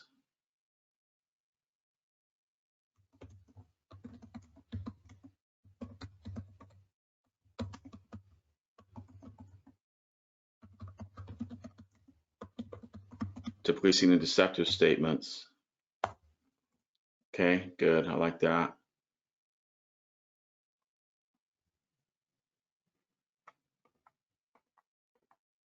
If anyone can tell me how to get rid of this, please let me know, because I don't know. Not the sharpest tack in the box. Chris, I think the see her physically could be sees it in his head, but knows she isn't there. He's telling us, I didn't physically see her when I got home. Is that true? I didn't physically see her when I got home. On its value, on its face, is that a true statement?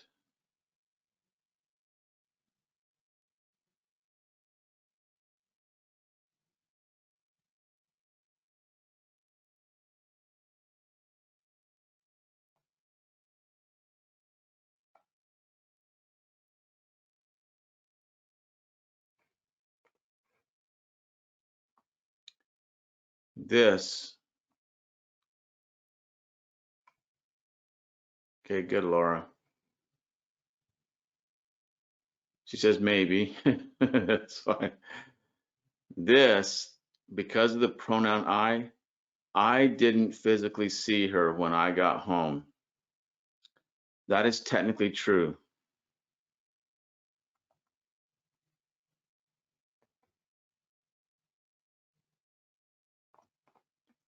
Let me just copy that.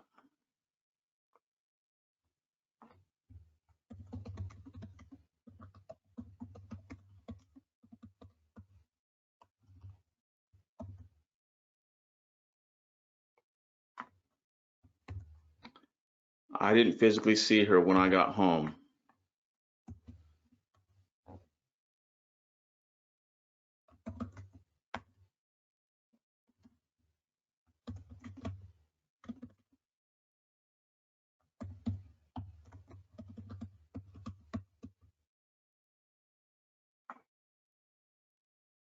Let's see what comes afterwards. But like, that's normal too, because, you know,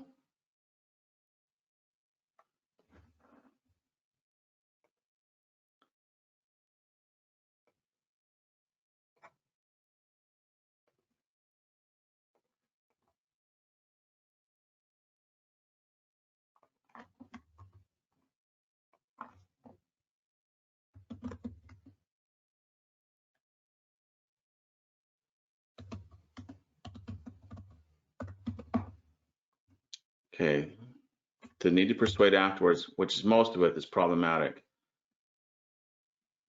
So Chris says, I would like to know if he has an alibi built around Friday. Perhaps he took her somewhere. Okay. and that's going to come out. So I didn't physically see her when I got home. Now he has to explain why that is the case.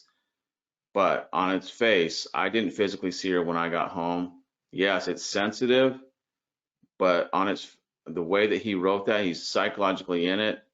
That is likely true. However, there's a lot of problems still.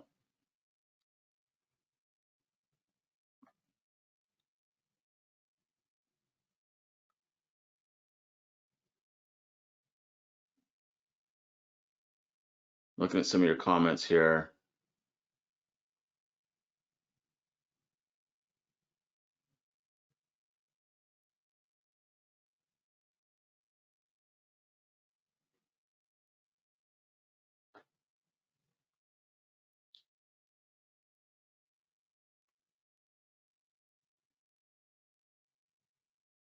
I give her space.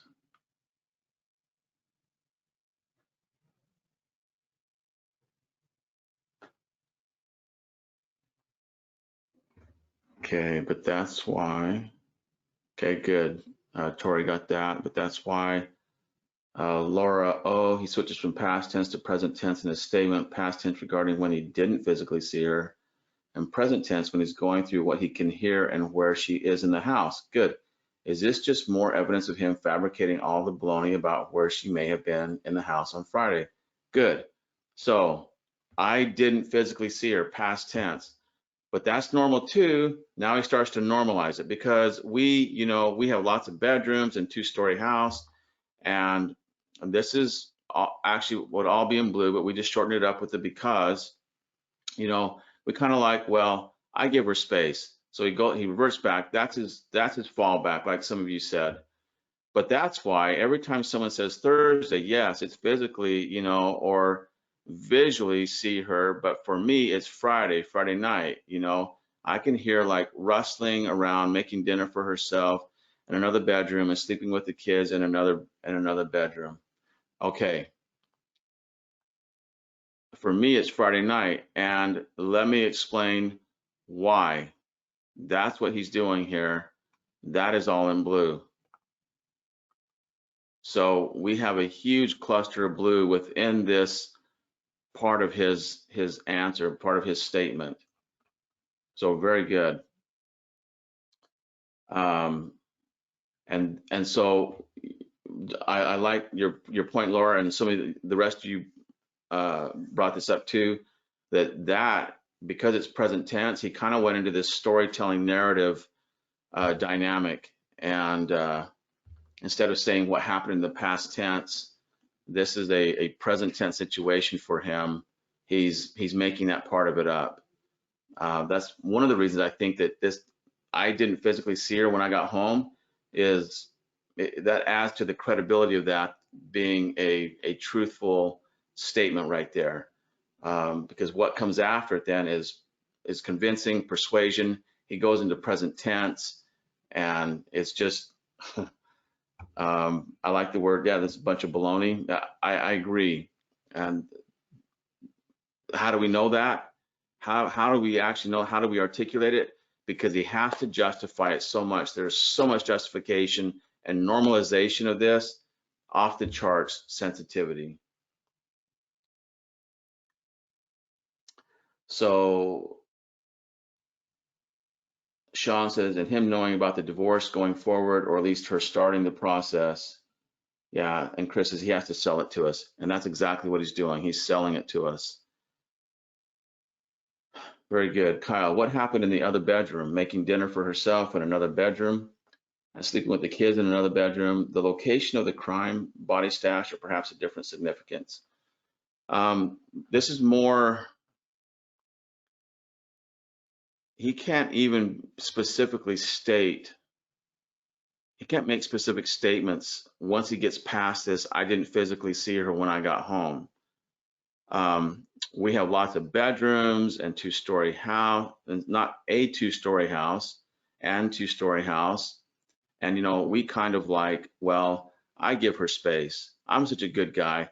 That is the point, guys, right there, where a person goes into that good guy comment, that is typically when as he's reliving this in his mind, he knows that something happened at that point in time, and that's why he is making himself out to be the good guy right then.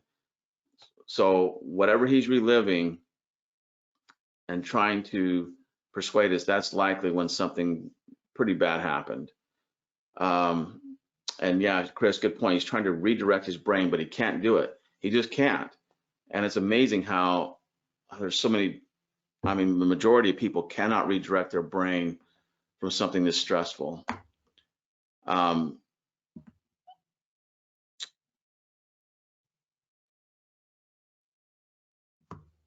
Yeah, Marty, he can't think straight, and Kyle seems odd. He's specific about activities in each room he is describing, except for that one.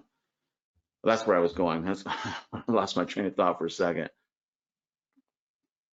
So this thing about the bedrooms, for me, it's Friday night. You know, I can hear like rustling around, making dinner for herself, and another bedroom, which doesn't flow, and another bedroom, and sleeping with the kids in another bedroom.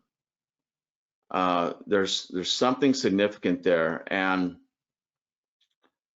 what we're going to find out is that coming up that there were two separate bedrooms that they slept in. So whatever he heard was not in his bedroom, it was in another bedroom. Okay.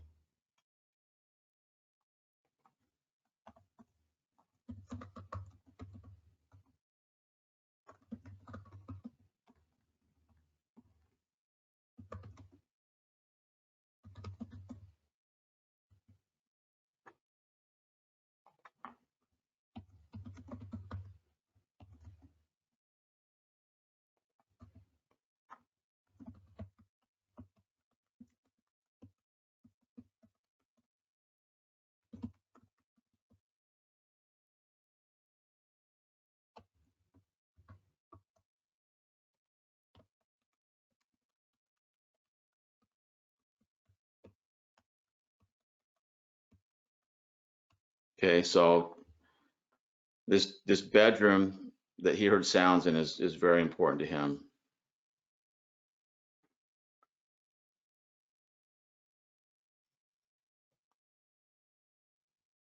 Because she'd been packing things up to leave and he overheard it. Yeah, that could be. We don't know exactly what part that his brain is recalling at this point. I mean, it's going to take everything into consideration. If he heard her packing up, that'd be one thing. That might not be the case. It may be that it's probably Maya was so close with her kids. It's likely that in her mind she was thinking, "I'm getting the house and the kids. Larry's going to have to move out." So we don't know. We don't know, but that's definitely a possibility. Okay.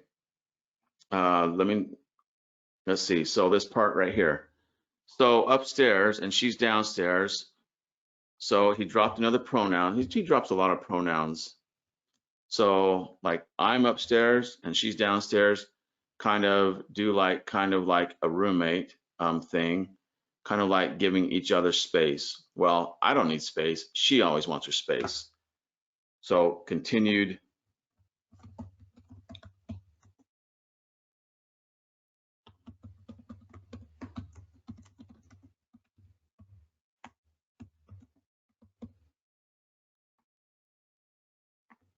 Of the good guy. And let me just say it's extreme.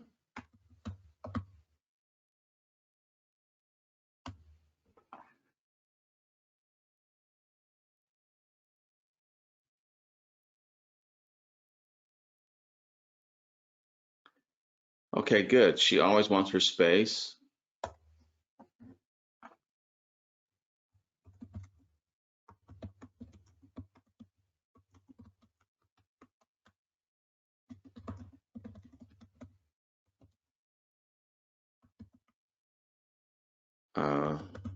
Long-term problems.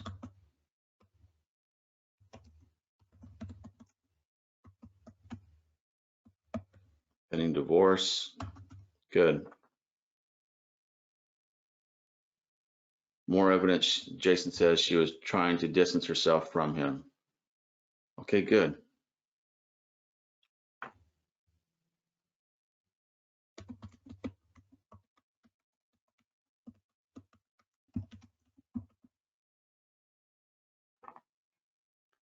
She always wants her space.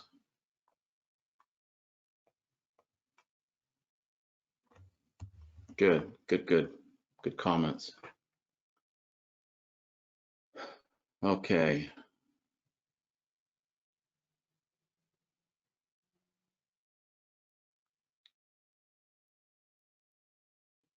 Let me just check a few other notes here.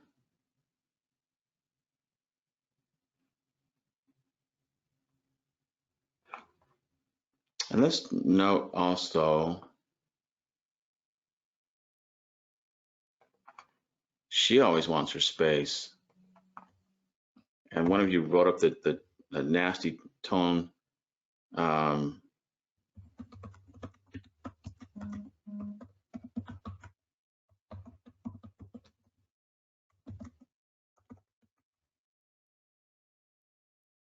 She goes by May. Okay, we can't forget that. Also, subtle denigration of May. I'll leave that in bold. Okay, good. Let's move on. We got lots to cover. So our reporter says, got it. So it was like Friday, and then you left or went somewhere and then came back and she wasn't there, right? Yes. Answered the question. I left her with my two girls because, okay, here we go. I left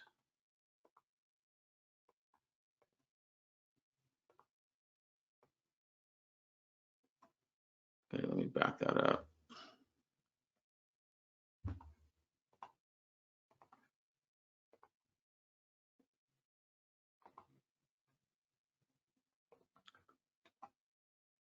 Because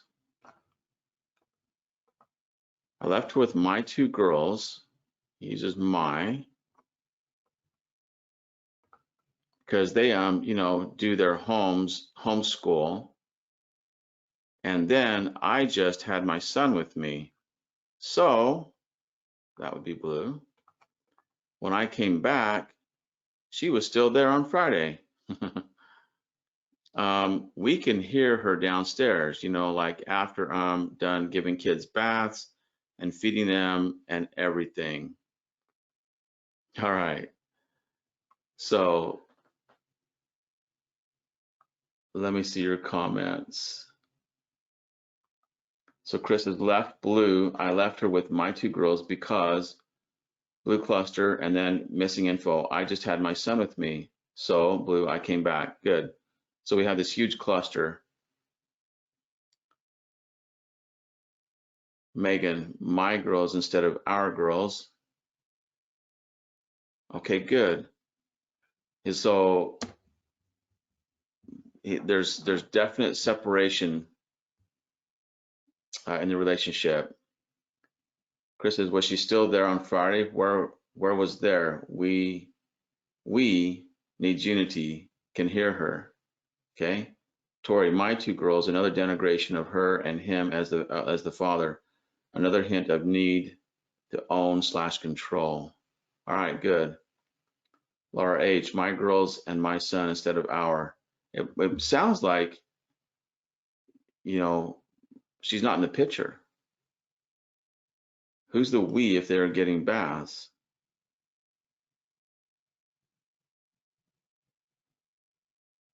We can hear her downstairs, like after I'm done giving kids baths and feeding them and everything. Oh, he's probably referring to him and the kids, not her, obviously. Good, but who is we? That's a very good question. And let's just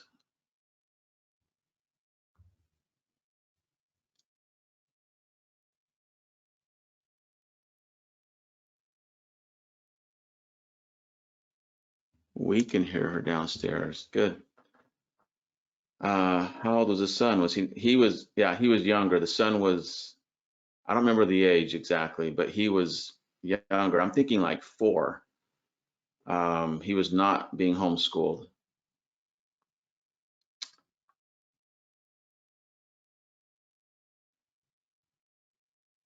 Yeah, so we definitely have deception with these clusters.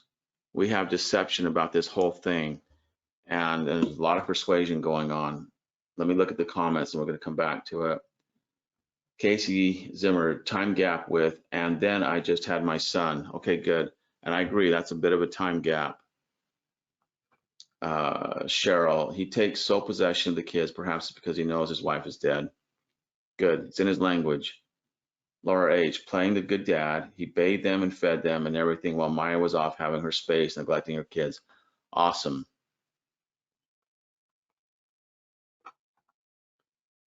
I agree with that. And a lot of the other things.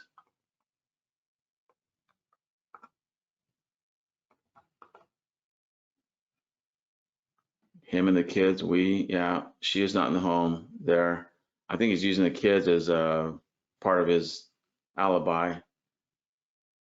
He is using the we as social weight to sell. Good, I agree.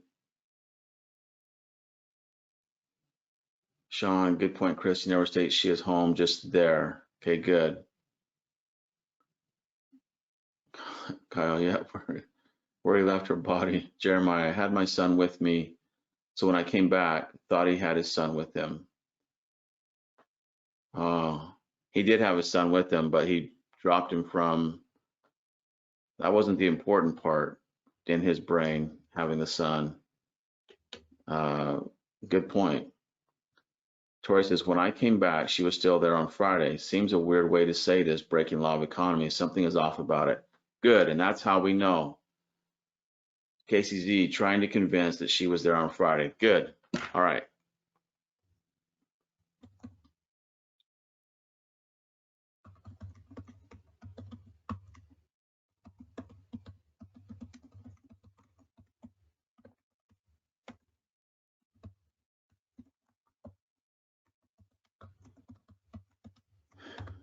Cute need to persuade.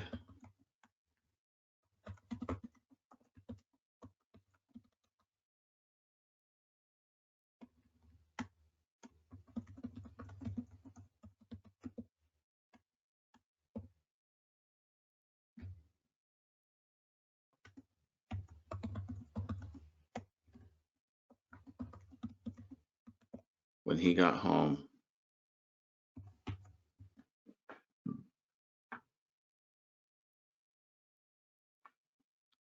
Okay, so let's look at this a little bit more. Let me go through this. Yes, so he answered the question. Then the persuasion comes in. I left her with my 2 girls because they, do their homeschool. And then, so I left her with my 2 girls. How does that sound?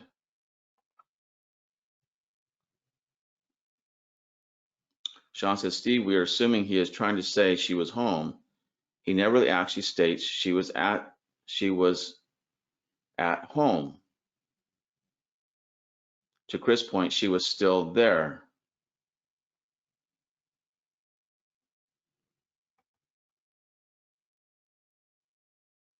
Okay. Tori says he's confusing the timeline and pronouns, homeschooling downstairs, baths, feeding them. Who is doing what is what order? Yeah, he implies it, or when I came back. He never said he came home. Okay, good. I see what you're saying.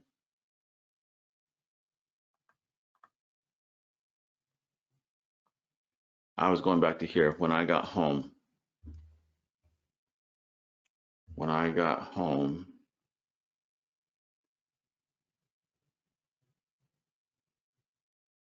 The question is, got it. So it was like Friday, and then you left or went somewhere, and then came back, and she wasn't there, right? Yes, I left her with my 2 girls because, and a reason for him leaving her with her two girls because they do their schools. This sounds like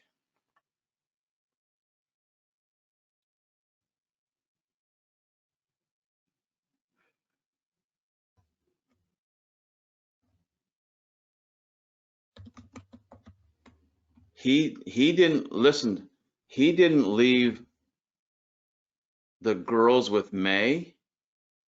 He left May with the two girls. Okay? I left her with my two girls. So Kyle says that I left her with my two girls could also be his way of showing he is the head of the house, is aware of what's going on. Therefore, you have to believe I am telling the truth.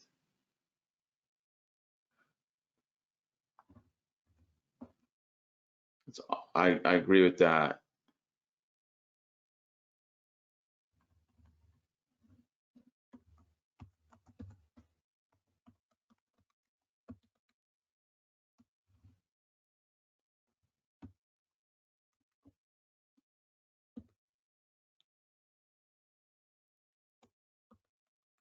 This reveals his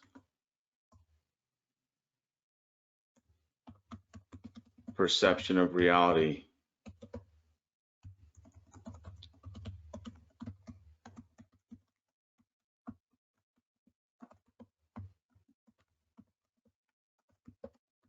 He didn't leave the girls with May. He left May with the girls.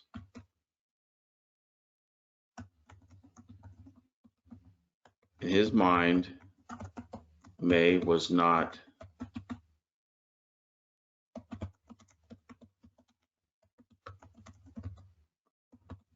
taking care of her stuff or the girls.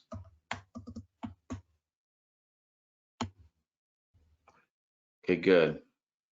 And I'll put in here what you guys are all saying.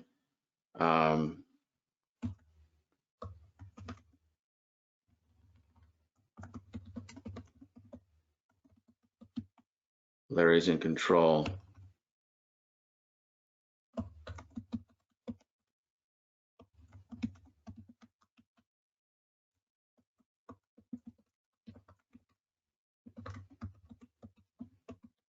So he likes to control things in the home and the relationship.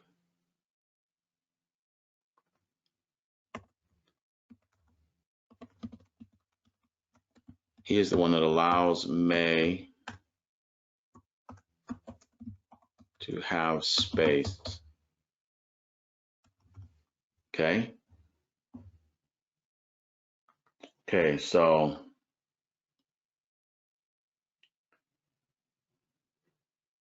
need to control. Good. You guys are saying that. Why did he leave? It would be a good question. Good. Laura H. When he refers to the kids, it says maybe that was what the fight was over, child custody. Yeah, could be. His perception of control. Why did he, Sean says, why did he leave and where did he go? Good follow-up questions. Agree with Chris. Laura Victoria, he had his son with him, then jump in time. I came back. Then another omission attempt to confuse. We can hear her. Is the son with him or not? Again, who is we? And that's a great question. And it sounds like he's using the kids as the scapegoats, as more of a way to alibi. We can hear her. We is hiding in the crowd.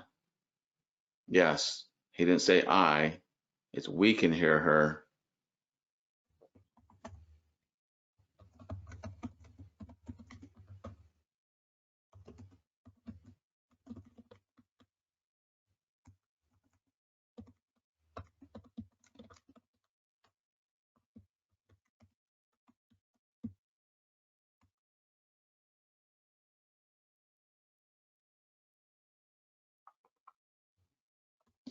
I'm going to put cluster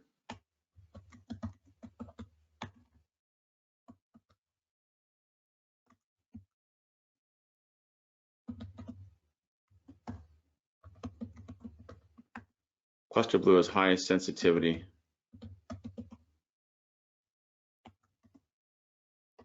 Equals deception.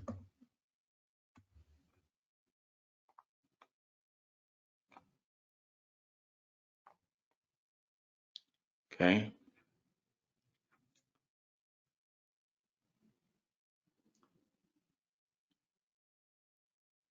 And there's so many drop pronouns. We, like after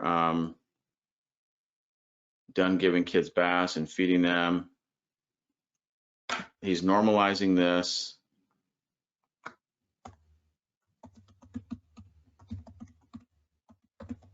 Normalizing language.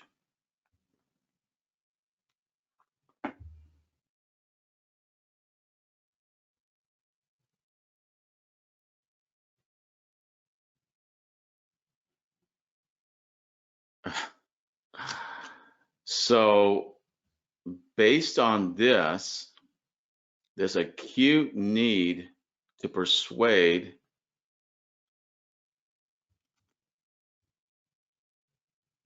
and the language about Thursday, yes, it's physically, and let me just interrupt my thought process there. I went back to this word physically. It's repeated. What kind of an argument do you think that they had? Huh.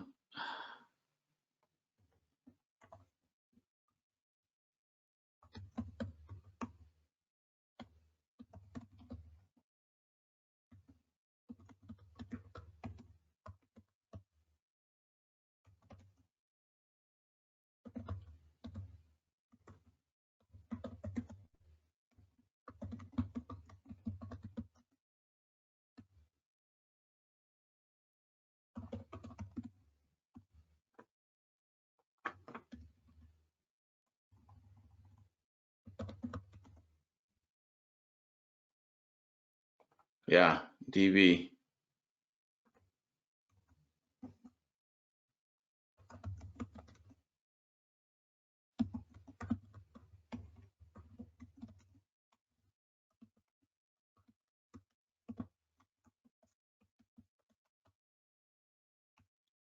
Okay, good.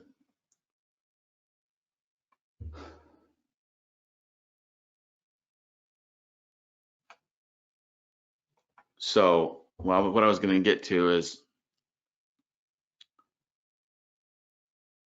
based on what he has told us here with the Thursday, the Friday, his words about Friday, his words about Thursday. I didn't physically see her when I got home. He's referring to Friday. The persuasion that he can still hear her, like he uses that word. I don't ever want to pass over that. There's no commitment there to that. What do we know? What can we say before we move on? Let me just pose this question.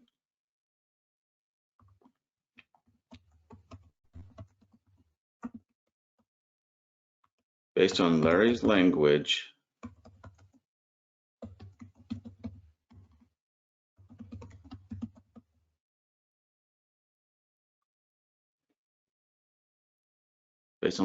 up to this point,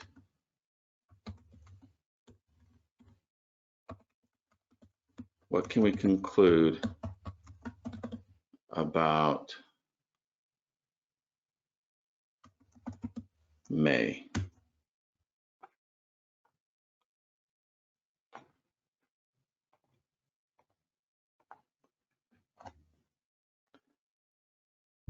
Chris says in the late hours, early morning into Friday, it occurred.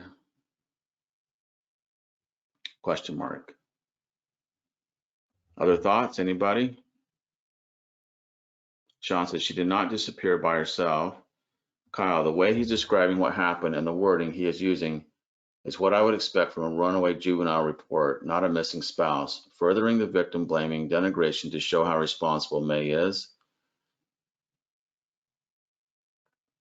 Okay. What can we conclude? I agree. You guys are spot on. Mari says he didn't find the, okay, we haven't got there yet.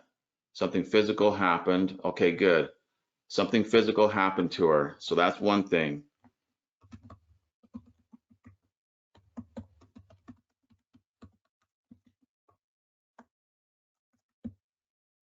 So that's one of our conclusions. Tori says May was trying to break free of his control.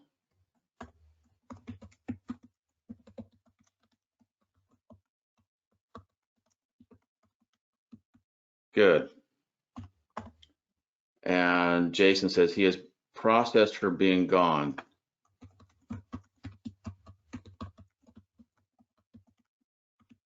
Being gone,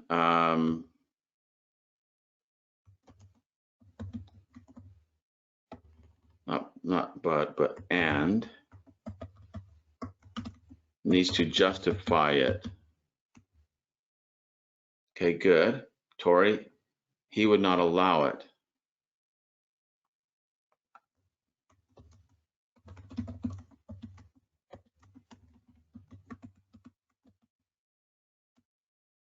Okay, good, good.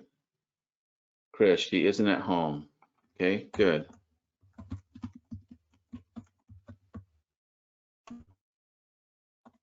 Excellent. Sean, it is not a hiking accident like he tries to bring up later. Okay. Megan, she had a controlling spouse and was aware she needed to leave.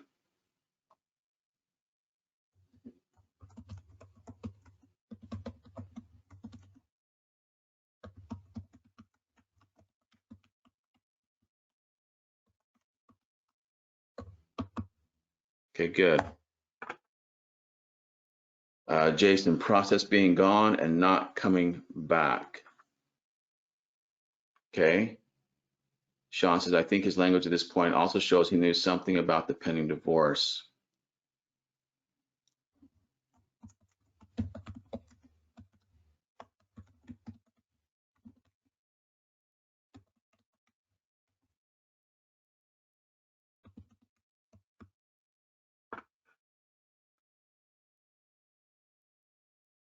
Process being gone and not coming back.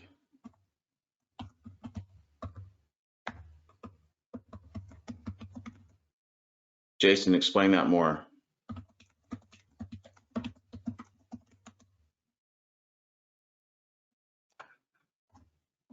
Tori, his repeated mention of space indicating wide open and remote distance, along with the reference to hiking and the canyon they went to a while ago. I looked for a body in that area. Okay.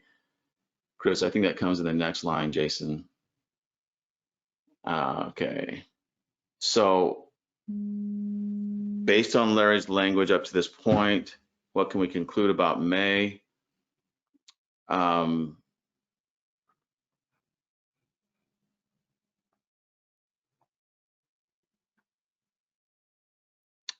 me ask you this. In Larry's, is it too soon in Larry's language?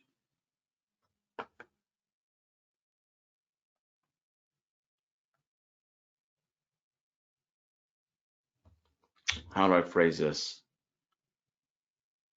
I left her with my two girls because they do their homeschool.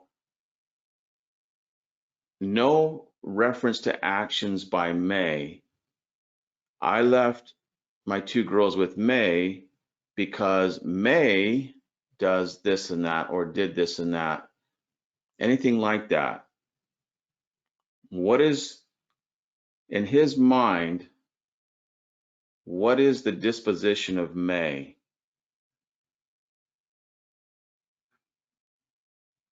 Tori says May was very close to loved one's family, but not close to him. She shows lack of love for him.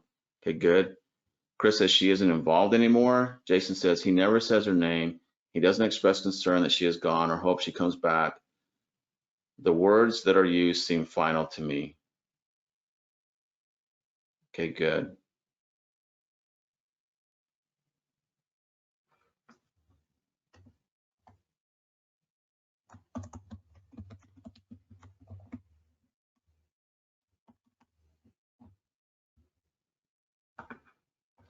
Kyle, May is unable to and incapable, perhaps dead, of looking after the girls. Okay, good. Thank you.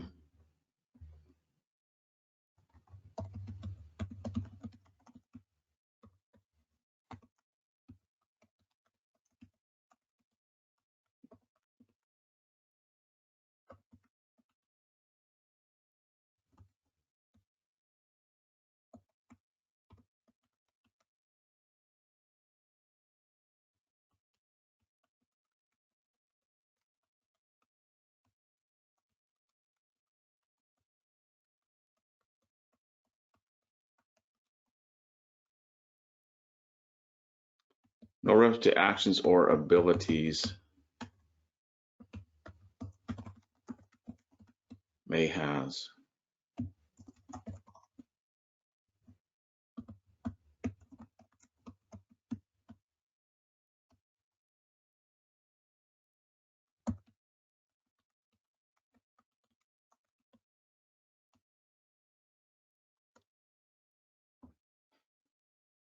Casey, that May doesn't do anything. She's not involved in the kids' lives.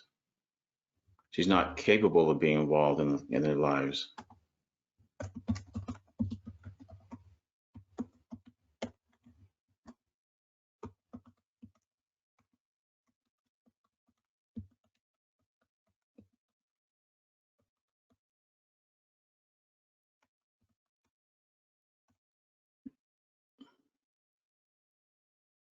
Okay, good.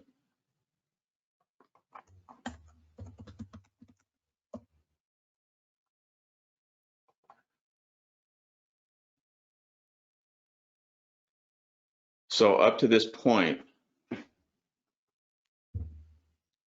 if you were asked, if you were later told that May was deceased and you were asked to give a time, in your opinion, when did May die? When would it be?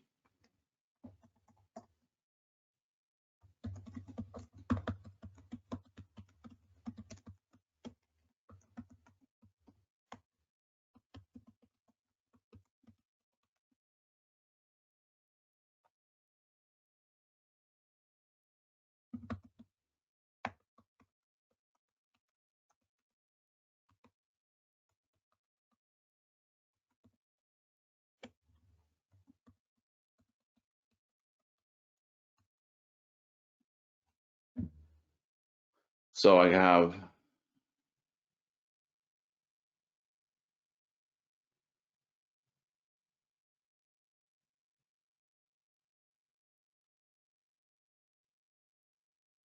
Okay, Kyle, good point about the homeschooling. Laura, Thursday. Sean, between Thursday and Friday. Jeremiah, Thursday after, during the argument. Good. When he gave her space. Kyle, I think she died on Thursday during the argument. Good. Jason, Thursday. Casey, Thursday. Jason, Thursday for sure. Jason, possibly body moved Friday. Good. Jeremiah, Friday disposal. Chris, late Thursday into early Friday. Tori, that's what I'm thinking, Jason. Okay, good, good, good, good.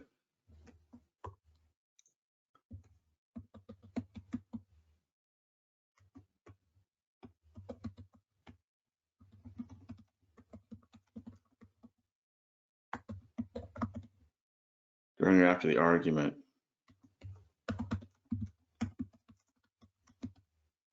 When he gave her space.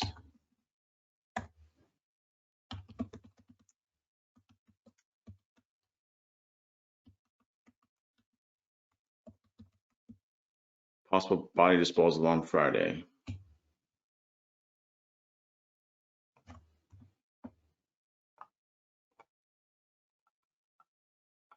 Okay, good. Laura, oh, agree. Thursday kill, dispose of Friday. Good. Jason, the real Jason or the other Jason? Okay. They're both good.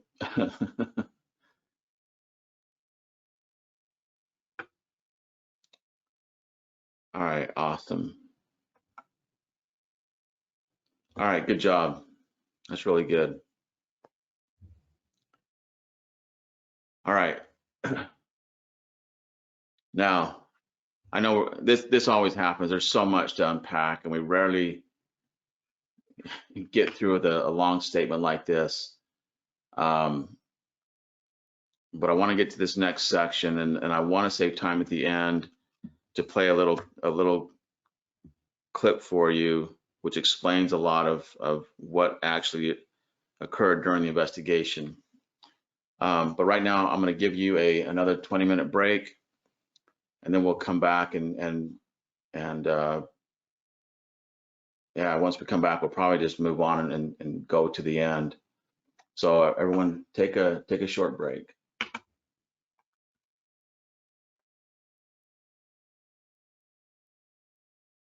This conference will now be recorded.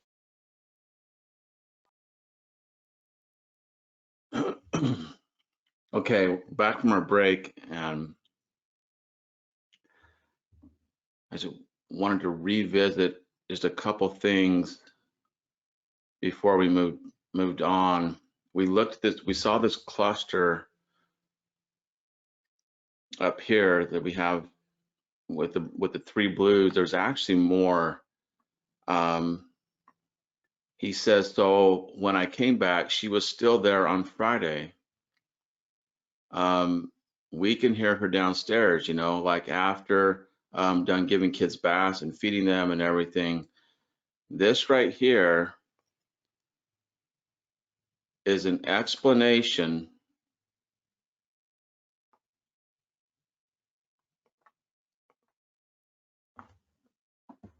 to answer this. She was still there on Friday. All this blue is to explain how he knows that she was still there on Friday. They're just the sensitivity in this answer is just off the charts. And it's because he's deceptive. There is extreme need to persuade that she was still there on Friday. That's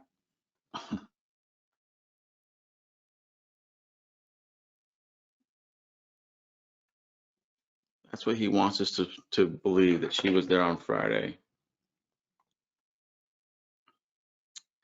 So that's how we come to these conclusions here, that she was likely not there on Friday, and she was there on Thursday, but after that, it all becomes really dicey. And this paints just a huge picture, this wording here that he used. She's not capable. It's backwards. You know, you leave two daughters with an adult, and that's not the way it was. He left an adult with two daughters, and it was the daughters that were capable of taking some type of action, doing something physical at that point. And May, in his perception of reality, is not capable of that. So anyway, I just wanted to make sure we didn't miss that and point that out. I added some notes in here towards the end, referring to what I just said. You must believe me because we can hear her downstairs, you know, like after I'm giving kids baths and feeding them and everything. That's the normal factor. This is normalization.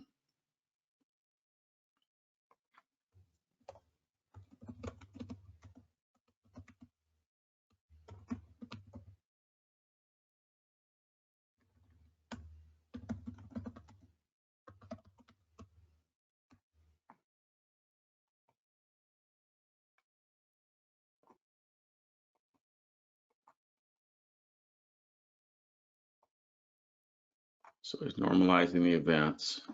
There's just so much. This is so classic. So classic. Okay. So then he says,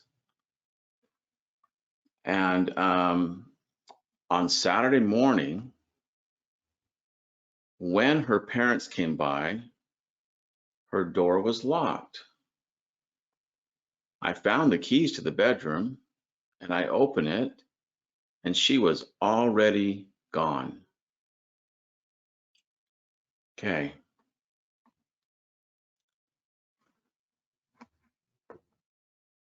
We got to note that this is her door. So definitely separate bedrooms.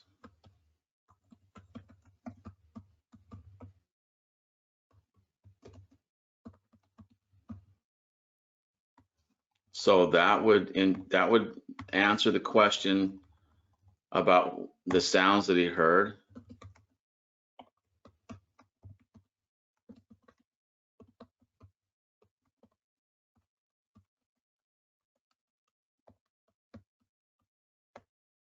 Okay.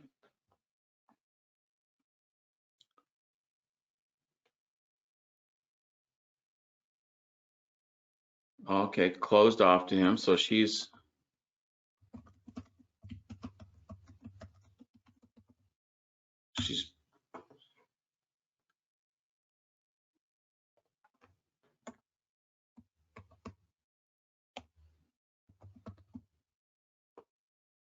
okay. So it's her door. I found the keys to the bedroom. I open it. Present tense.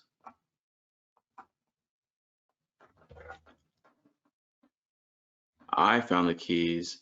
I open it. She was already gone.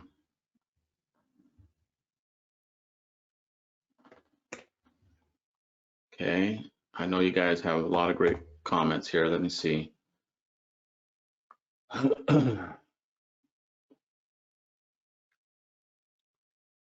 What a great guy to be so helpful to find the keys. It's more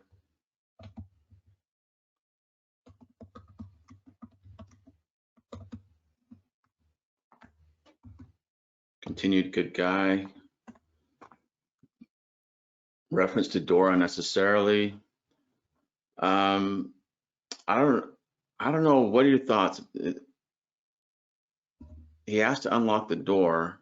The door's locked. I don't know if that would be unnecessary or not, because that's a key part of this, that they have to get through that door to get to her, and she's not answering.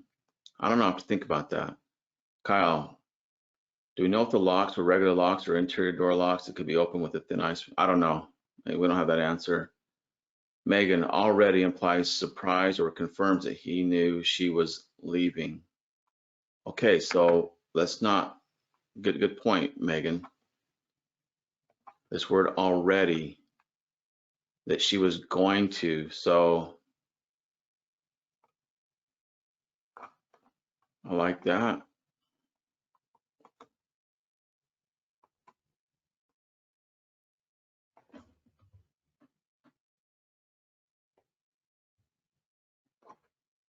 And it's more likely this confirms he knew she was leaving.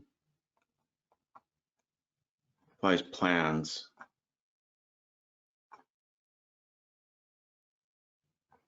Okay, good. Tori, no mention of actually knocking on her door because he knew she would not answer. But right away to get the keys instead of seemingly. He knew she would not answer. Oops, got that switched up. Yeah, got that. Story building. I open the doors extra and out of tense. Okay.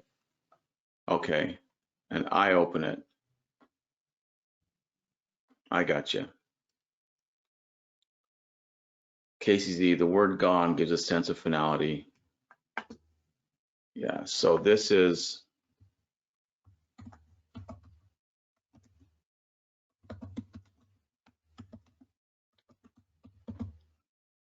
yeah, how about, and she wasn't there.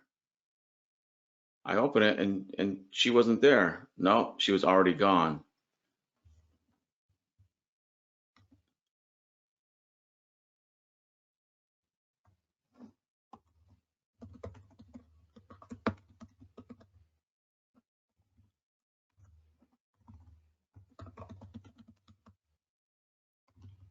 She wasn't there.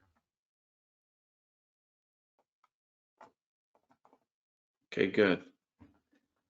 Laura O, gone is final. A more appropriate statement from someone who is actively seeking to reunite with their loved one would be she wasn't in there. Yeah, good, good. It's what we're just saying. Good. One more indicator of his verbalized perception of reality, indicating that she wasn't there and he knew she was gone. Awesome. Jason, Laura, right, as opposed to she wasn't there. Marty, think about this. If you are leaving, especially not coming back, why would you lock the door? Good point. Good point.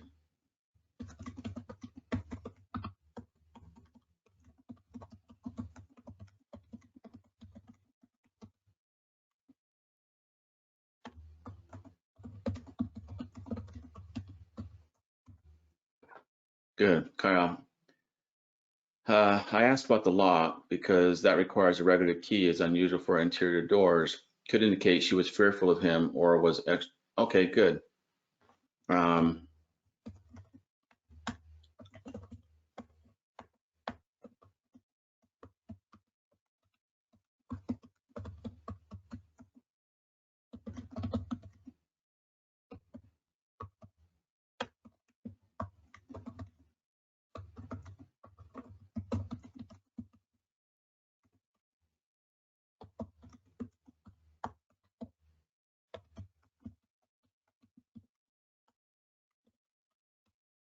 Good point, Kyle. Jason, why does May feel the need to lock her door? Okay, Sean, wouldn't it be easier to say she wasn't in her bedroom instead of talking about a locked door? Yeah, there's a lot of unnecessary wording there. Or we checked the bedroom and she wasn't home. Yeah, good. I agree. Similar, Marty says similar to like in Joan Benet Ramsey, and there she was.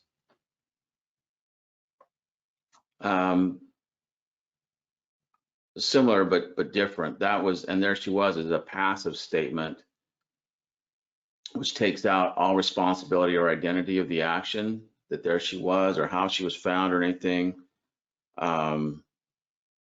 This is more wordy, extra wording, so it's a convincing statement rather than passive statement. Passive leaves stuff out and expects you to fill in the blanks. This is the opposite of that, but yet still used in deceptive statements. Casey Z, maybe Larry locked the door to make it seem to the kids and her parents that she was still in her bedroom. Oh, that very well could be. Because if May is incapable and incapacitated at this point in time, then absolutely it's very possible that Larry locked that door. Otherwise, yeah, how would it get locked? And this is likely the bedroom that he heard the noises coming from, and likely, where that death rattle was the last. I'm speculating, but I don't know. I don't know if she was actually killed in the house or outside. I don't know, but there are some things I do know now after the fact.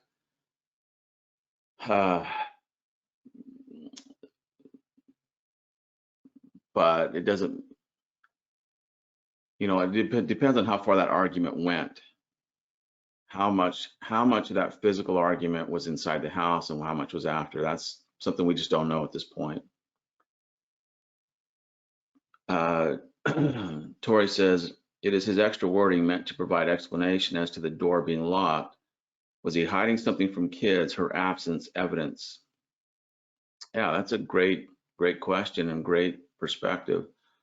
Sean says his brain spent a lot of time and effort to talk about this door as unnecessary language and more convincing. Yes, good points. So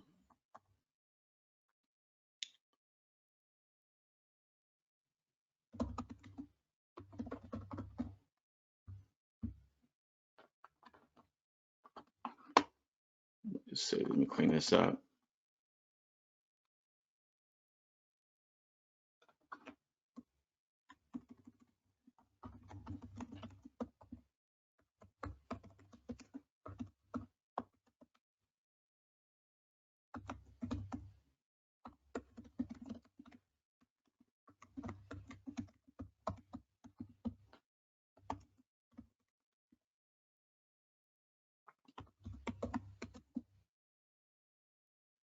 Okay, good.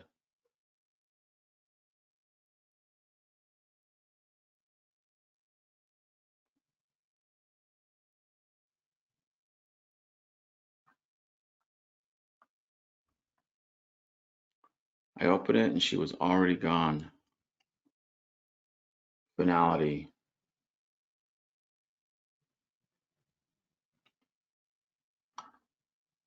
Okay, good. So then he continues. So at the time, I thought maybe she went to a morning sunrise hike, because she would, she didn't go jeeping because that's one of her other hobbies, the Jeep group, and she would have taken that. I thought she went for a sunrise hike.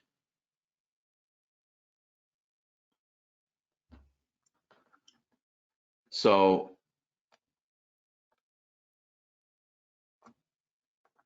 let me just make this simple here. This is more convincing.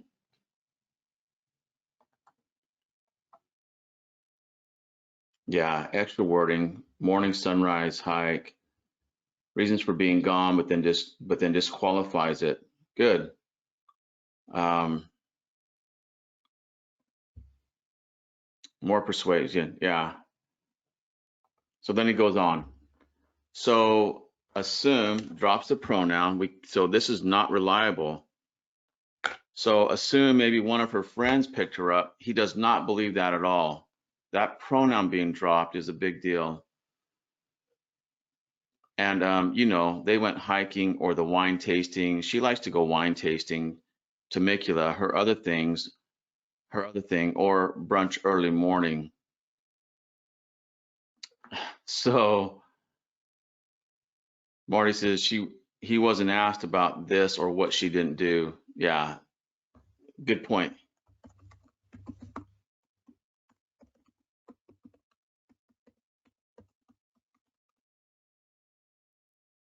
Wasn't asked about any of this.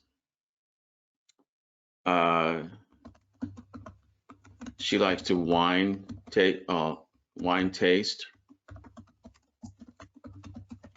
early in the morning. Is a denigration.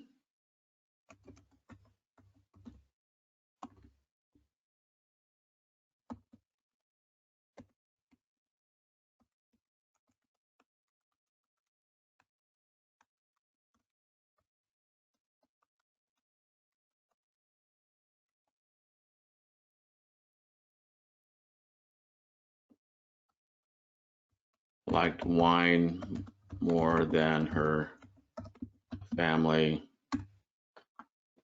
Uh, Chris said he's trying to slow down the pace to avoid talking about what happened Thursday into Friday. Good. He tracks her activity. How controlling is that? Yeah, absolutely. Jeremiah, early morning wine tasting too. Then if the sunrise hike is early and the brunch is early. Chris using to do blaming again of victim. Marty drinks and parties until the wee hours and resumes drinking early in the morning. Yep, denigration. Tori, he puts a lot of emphasis on early morning. What time did her parents come over, I wonder? That's a good question. And I don't know that answer.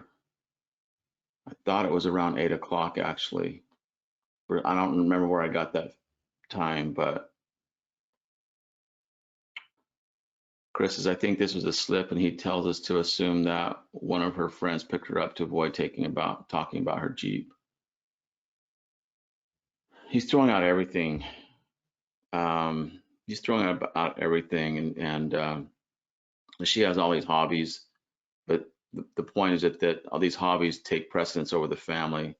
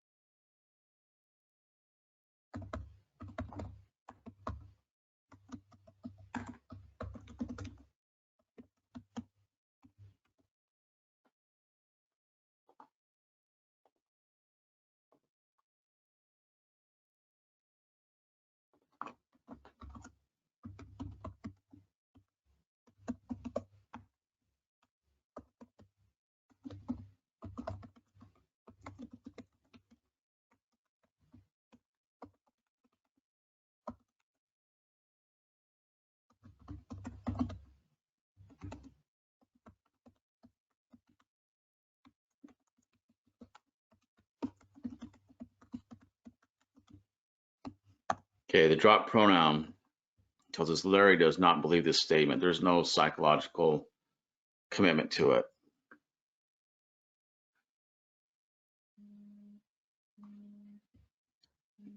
Yeah, and so Jason, you're right. This is the start of his victim blaming for the drinking. This continues on. And I like that controlling aspect. Somebody else just mentioned that earlier. He is aware of all her activities.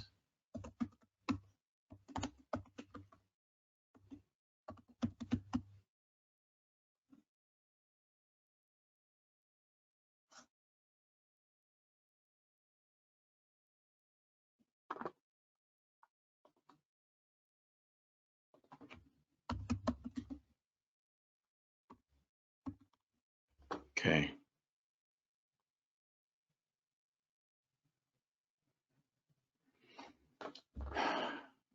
And then it continues on. Oh, you know what? I think I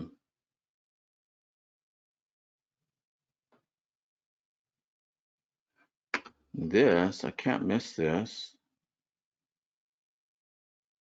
And they went hiking or the wine tasting. She likes to go wine tasting to make their early brunch early morning. That is a reason why that statement could be true, because she likes to go wine tasting. He doesn't even say in Temecula or at Temecula or whatever, but this is to justify the previous part of what he said, that they went hiking or the wine tasting. Man, there's so much interruption in his brain process. It's just unbelievable. He cannot keep it straight.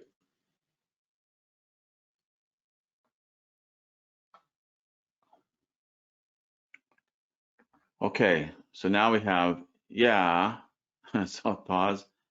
After that,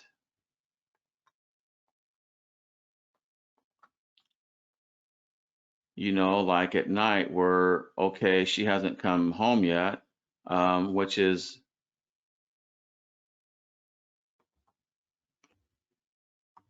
that's supposed to be weird, okay, which is sometimes okay. She'd go out maybe for drinks or something. She usually doesn't drink a lot, but recently she's been, doing that. The latest she would be home like 2:30 or 3:30 in the morning. Wow. A lot of denigration here. And that's what you guys are picking up, Chris and Kyle and Sean. You're picking up on the controlling.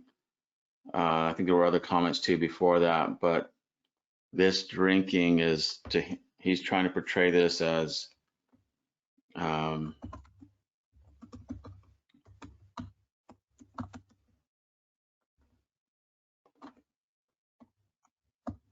need to persuade that she drinks a lot.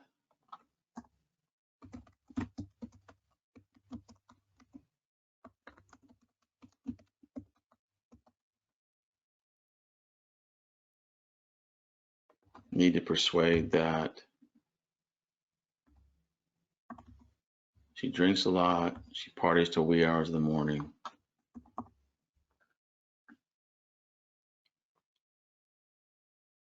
He's tracking her time, controlling. Okay, good.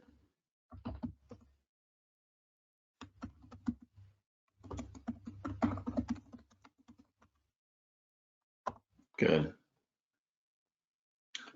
Oh, look, yeah. Oh, very good. His mind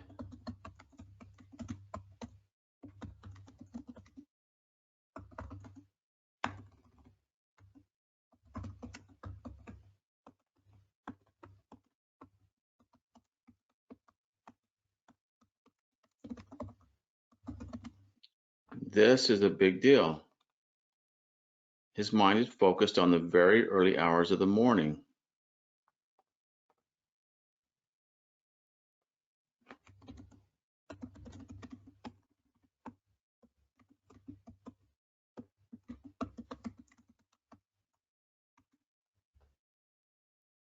Good. Casa, this is also further good guy portrayal. Defends her actions, immediately denigrates her to show he's able to defend his wife and is a good husband. Okay, good. Hiding in the we as well. Oh yeah, we.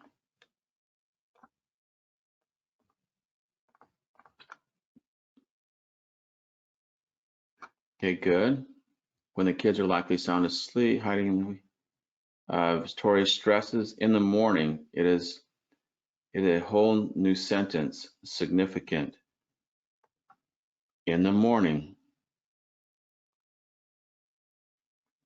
And as far as being a whole new sentence, I don't know. This could be, I don't remember how this played out in the language. If that should have been a comma or whoever transcribed this put a period in there. Transcriptions are notoriously wrong.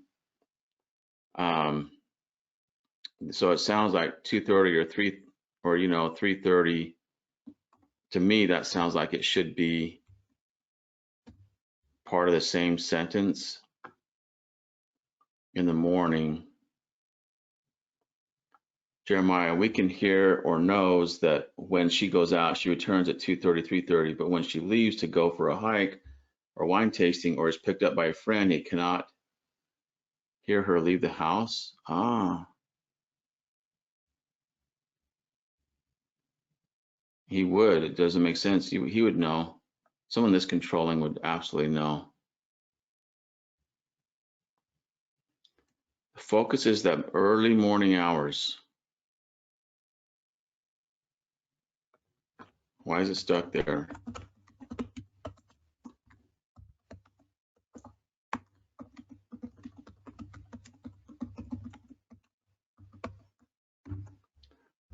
So this, he's talking about her parents coming over. She's already gone.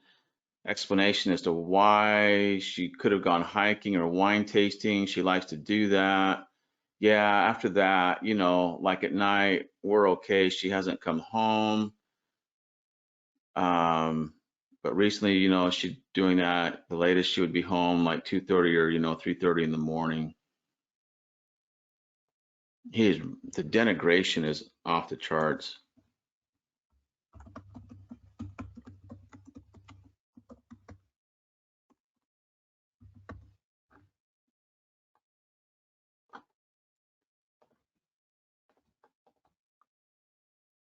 Okay, good. Troy says again, early morning is stress several times, morning sunrise, early brunch, 2:30 or 3:30 in the morning. Yeah, this repetition is key.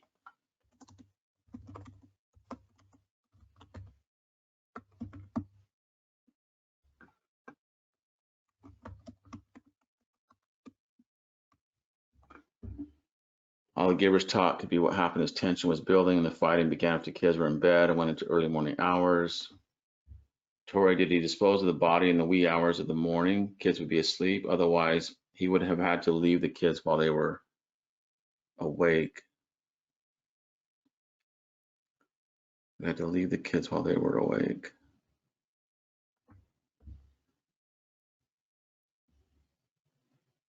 Well, there is information about that coming up.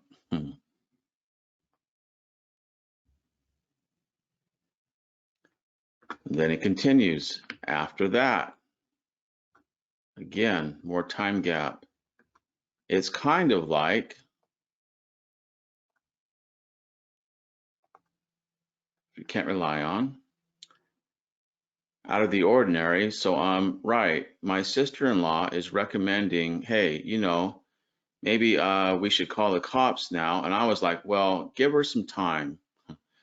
But we initially got to the police report, they're like, hey, you got to check the hospitals first. So this is like around 12 o'clock at night. And it's like, okay, they start checking hospitals. So yeah, unreliable.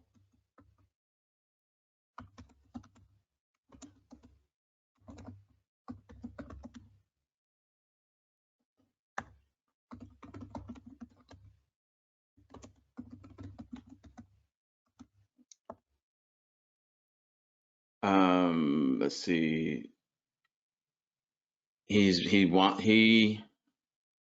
Yeah, right. You're getting that right. He wants to buy time.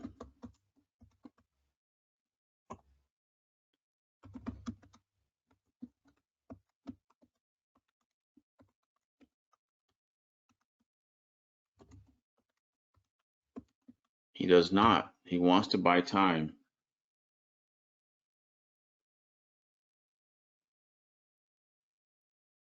Got to the police report. Okay, good. I like that wording, Tori.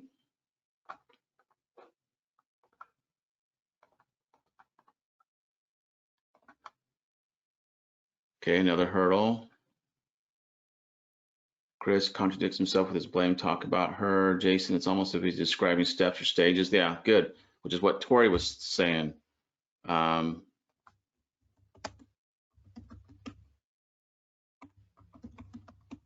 Good.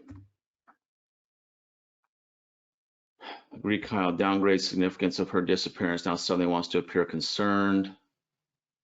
Family putting pressure on him to do something. Good. All that. Yeah, very good.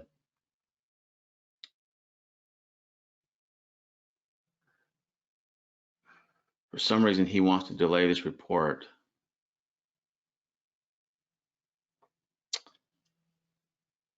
Um, 2:30, they finally filed their police report. And I was like, well, so they finally filed the police report, not him. Yeah, Marty, he did some research on critical time, 48 to 72 hours. Casey, he states he knows that the first 40, yeah, the same thing. Okay, good.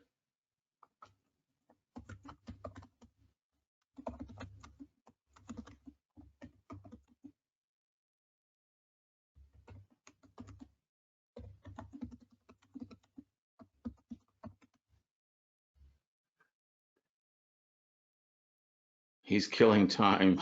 Your dad joke. Okay, good. Is this Navy related, NCIS, or more of him watching crime shows?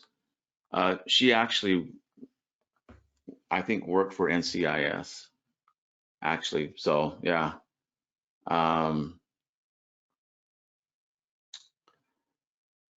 So they finally filed the police report, and I was like, well, maybe give her some time because I'd call for 4:30 because,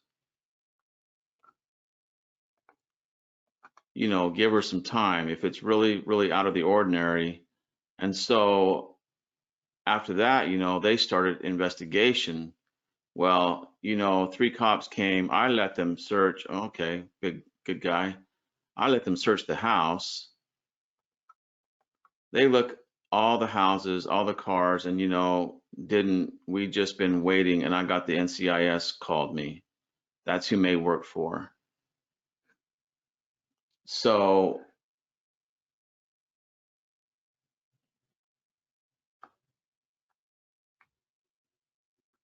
this is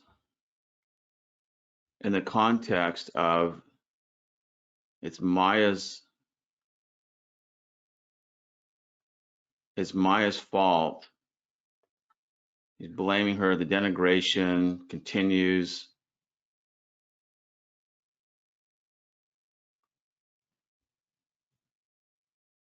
Wow. Jason, why would you give her more time if it's really out of the ordinary? Oops, Larry. Such a need to buy time and delay looking for her. Yeah, Sean, all the houses, more excessive wording and interesting choice of words. Yeah, how many houses? They look all the houses. It's just he can't even make a coherent sentence at this point. He's really losing it at this point, losing control.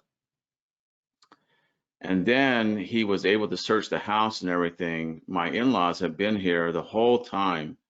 They start doing the neighbors. Okay, they start doing the neighbors, the cameras and everything.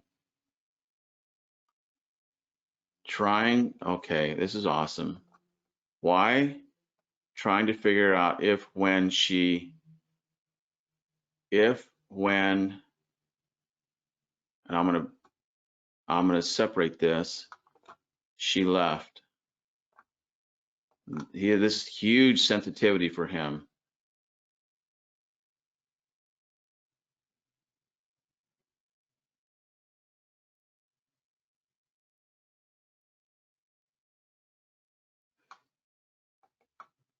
Okay, good point, Jeremiah. How does he know it was a nighttime kind of deal? The cameras and everything. Yeah, hold that thought right there. You guys can continue to comment or whatever. Uh, I'll be right back. Just give me five minutes here. Be right back. This conference will now be recorded.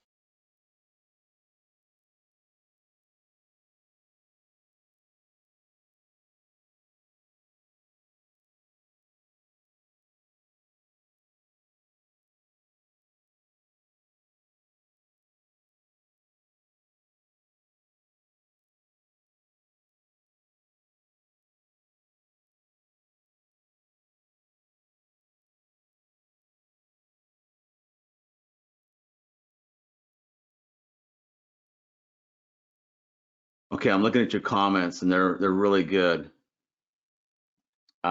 He's focused on the nighttime. Sean, hey, can I borrow some sugar and take a quick peek at your security cameras? I love it. He seems to not like that his in-laws have been here the whole time.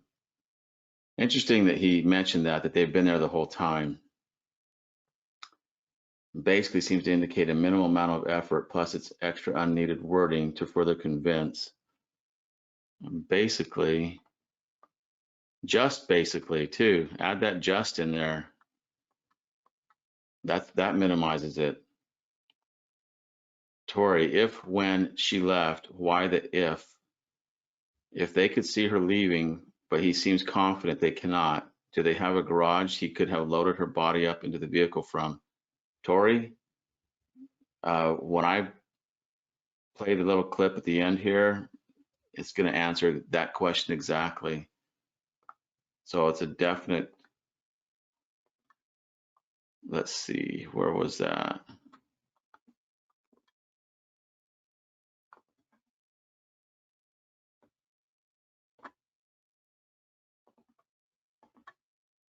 Okay, good.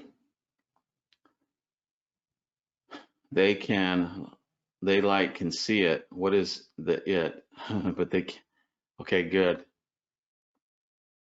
Like they can see it, but they can't really because it was nighttime kind of deal.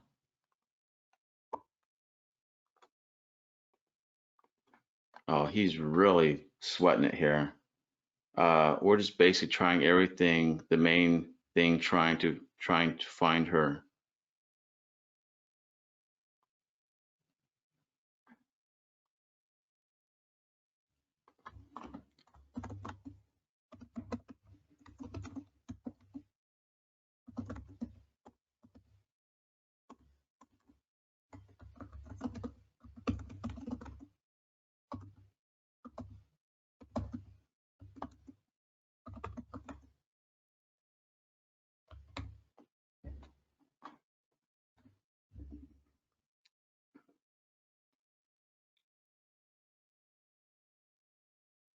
Yeah, good point. Trying. Let me just trying.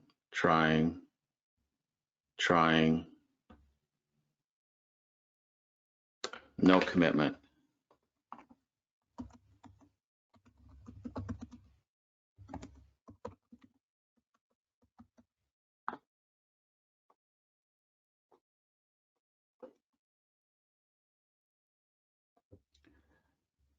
They start doing the neighbors, the cameras and everything, trying to figure out if, when,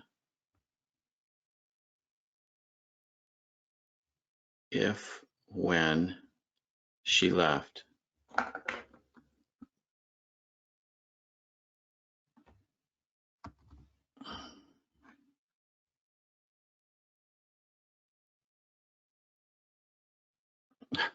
Is this a college try or the I killed my wife and don't want her found try?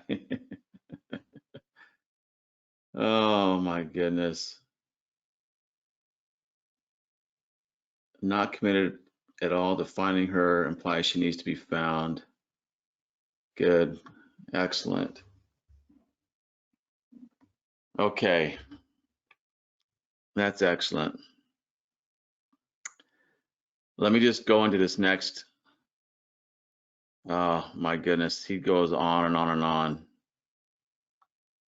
on.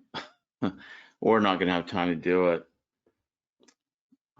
I'll just do this first part. Larry, just tell me, how worried are you and what do you think happened?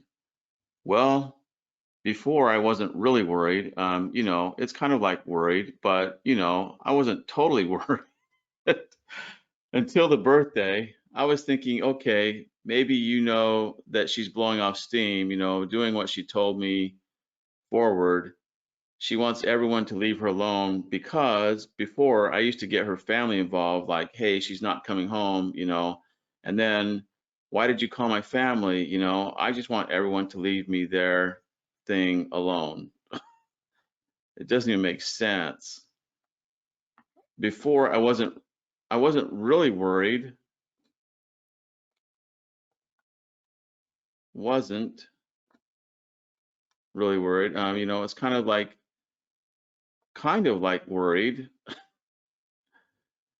kind of like worried, but you know, I wasn't I wasn't like totally worried.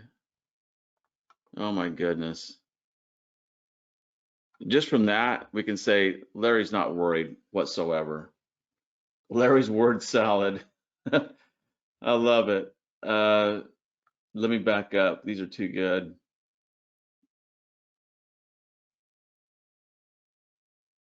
He has Chris trying to avoid getting to what happened. Now I'm worried they will find her. Not totally. Either he was or he wasn't. Laura, no decent mother misses their child's birthday, for sure. Yeah, for sure. Where was the birthday party happening? It was in I don't know, there was somewhere they went to some like camping thing. It was nearby. It was close, but something that they were camping out. Sounds like he's tried to get her family to align with him in the past, another control factor. Oh, very good. Another control factor. Good. She did not come home before. He wants us to believe that. Why distance from his child's birthday? The birthday. Come home until the birthday. Good point. Could it be where a body might be disposed of? I'm thinking that body was disposed of before, way before that. All right. Yeah, Casey, blowing off steam. Interesting choice of words.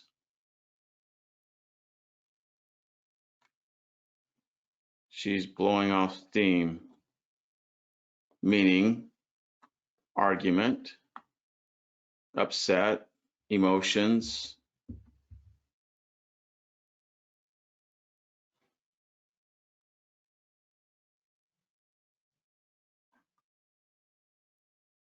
Very good.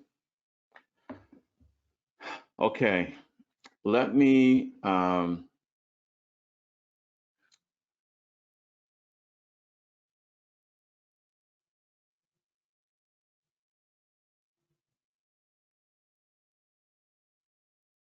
you know what the deal is with this? I'm looking back.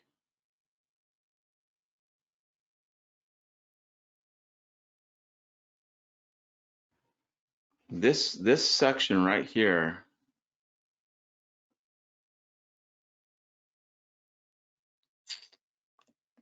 this right here, This is so, the sensitivity here is so huge that I think what it tells us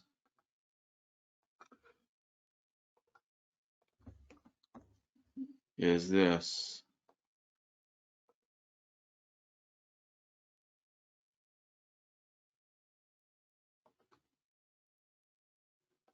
That Larry revealed when Lamaya left the house. You don't have this type of sensitivity without something very significant. And I think he just revealed when she left the time. Now, what he's not saying is, did she leave on her own? You know, her own. Was she capable of leaving on her own, or was it a body that left the house? But either way, I think he's revealing when she left the house.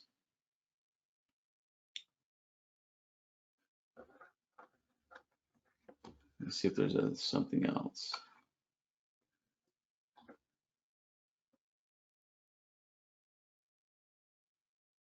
Oh, there's so much to this. I wish we had more time. This is something we might continue on the team room page, the comments. There's so much to this. If you comment on it on the team room page, in fact, I'll go in and I'll make a topic to be Maya Millete.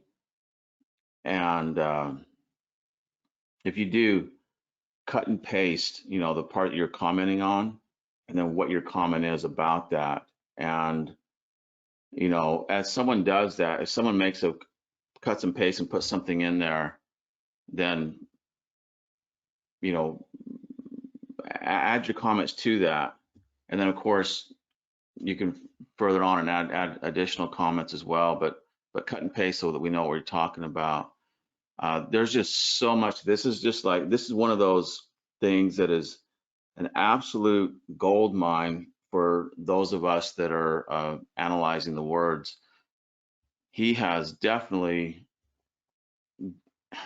opened the doors wide to the recesses of his mind, and we are literally seeing in the corners, and we know about Larry.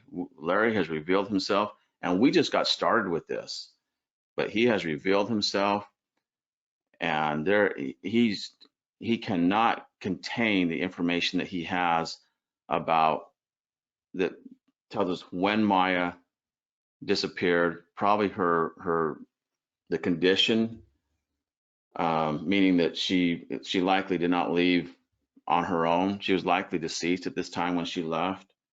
There's so much here. The controlling personality type that he has, the anger that he has when he can't control, and there's so much more. And we just got started. And talk about word salad. I love that that term. Sean says, can you go to the very last statement? The very last statement in the whole thing?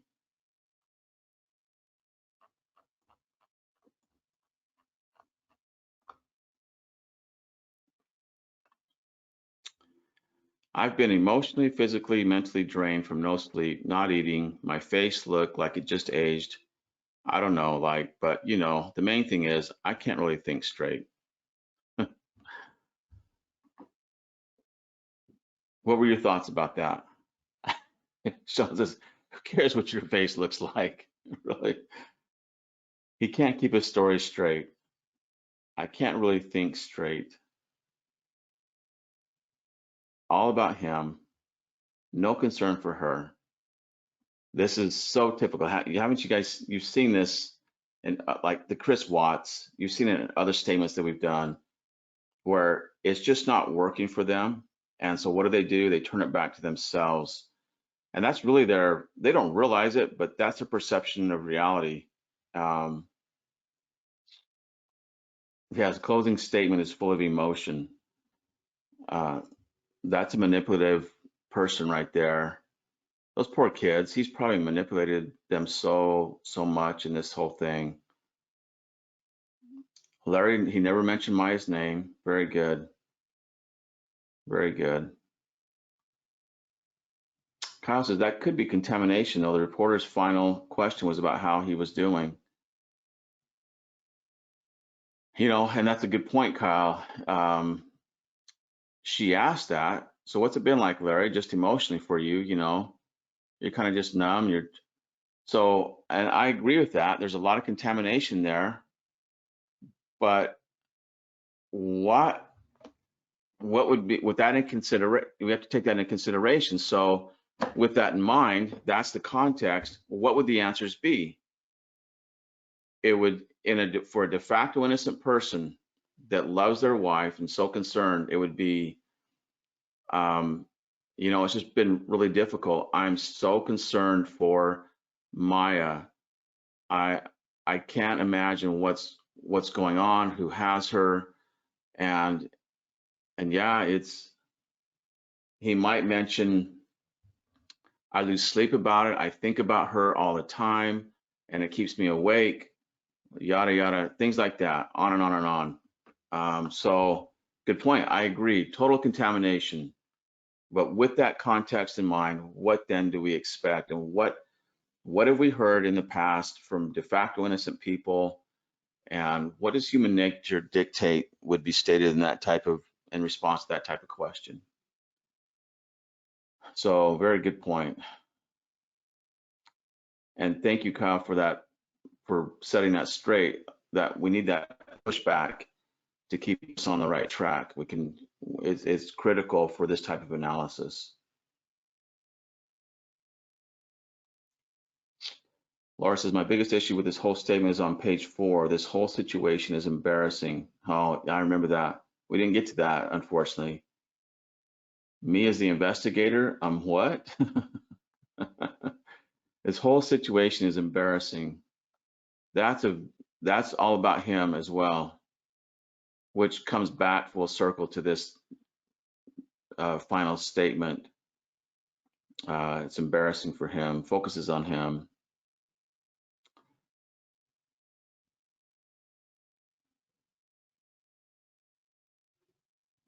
Larry has narcissistic tendencies. Yep, you're absolutely right, Casey. Denigrating. Okay, so let me play now for you.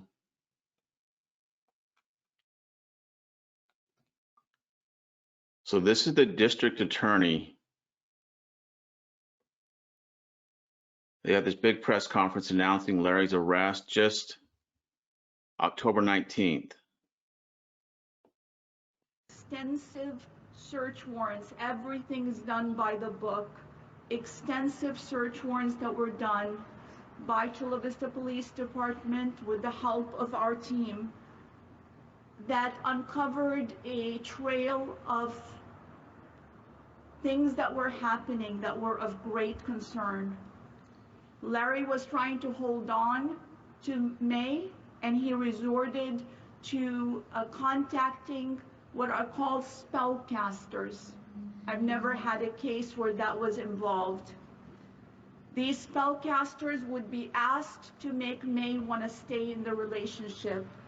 But as December of 2020 came, those messages to spellcasters were a lot more threatening.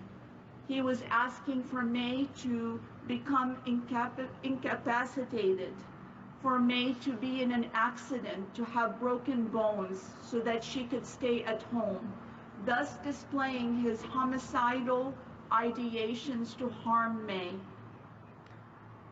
The January 7th date was very clear.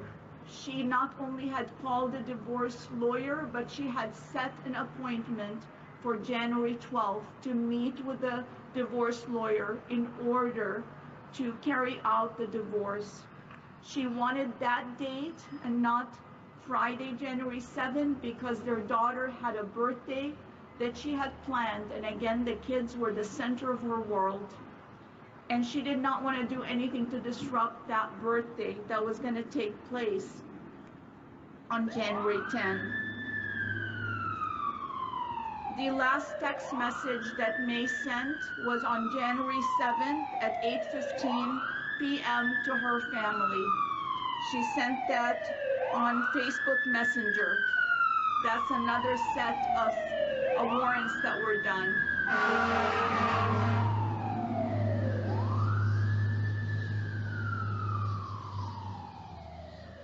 In the afternoon of January 7, Larry Millete sent a really telling text. He said, "I think she wants me to snap, and I'm shaking inside, ready to snap." At 9:21 p.m. on January 7th, Larry screenshot from his account cryptocurrency amounts of money that were in his cryptocurrency to his two daughters, ages 11 and 9. May's phone activity stopped on January 8th at 1:25 a.m. On January 9th, Larry Millete's spellcaster messages that had been sent on a daily basis turned from May to wanting to punish a man that he blames for the failed relationship. This was before Mary Crease had called the police about May being missing. Now we go to November 8th. Security video retained by Chula Vista PD showed the defendant on January 8th at 5:58 a.m. in the morning moving his Lexus GX460, a black Lexus, with the license plate that bears the name Melani. The Lexus was already backed into the driveway, but Larry Millete repositioned that Lexus where the back of the Lexus is in the entrance of that garage. He repositioned it where no video camera can capture whether a body was put in the back of the Lexus or not. But based on that positioning, we're not able to see that vantage point. At 6:45 a.m., after repositioning the car at 5:58 a.m., Larry leaves and he does not return to the house for 11 hours and 21 minutes. He leaves his phone behind so that there is no ability to track the GPS or location on the phone. He takes his 4-year-old and leaves the two older children at home.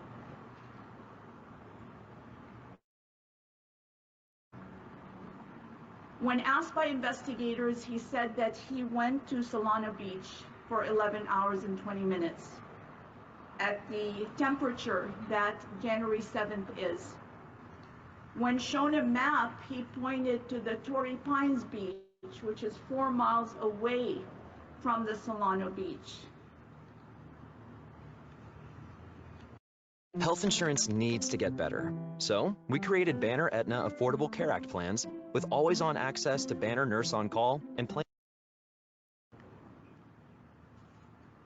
On that date, his employer was calling frantically, January 8th. He even called May, saying this is not like Larry not to show up to work, and wondering where Larry was. His father called, checking where he is, but no response. The phone was not operating. On January 26th, detectives served a search warrant to seize the contents of the Lexus's infotainment system. This is an older 2015 Lexus, so it doesn't have the capacity that we have today. The report generated from the download indicates a navigation event on January 8th at 3:29 p.m. in the afternoon for Larry's home address, 2413 Paseo Los Gatos. So 2.5 hours before returning to the home, he is entering his home address to get to the home. And this is why I am giving this information so the public understands that we do not have a vicinity where the body may be. It may be out 2.5 hours or even further or closer. And that's why we need the public's help.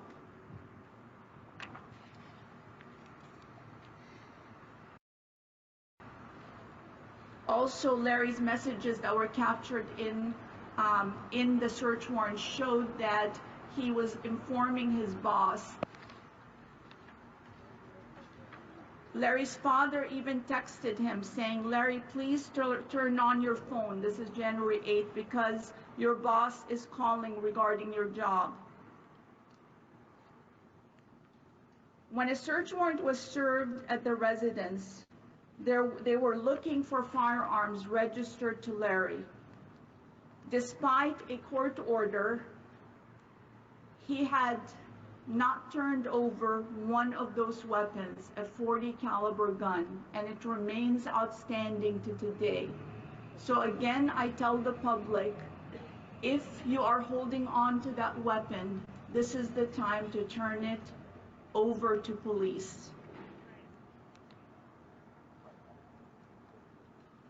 Detectives also obtained security footage from the neighboring residence and observed the following. On January 7th at approximately 9:57 p.m., the sound of 9 loud bangs were recorded. Unfortunately, despite the excellent work of the FBI, they were not able to confirm whether those were gunshots based on the quality of the recording. But we truly appreciate their efforts and their continued efforts. But at 10:34 p.m., neighbors heard the children, the Millete children, playing in the backyard at 10:34 p.m. on January 7th. This was unusual because of the time of night. On the evening of January 8th, May's brother went to the house around 6:30 p.m. By now, Larry had returned. When he arrived to the residence, he was worried about May because they had not heard from her, and May was always in contact on her phone.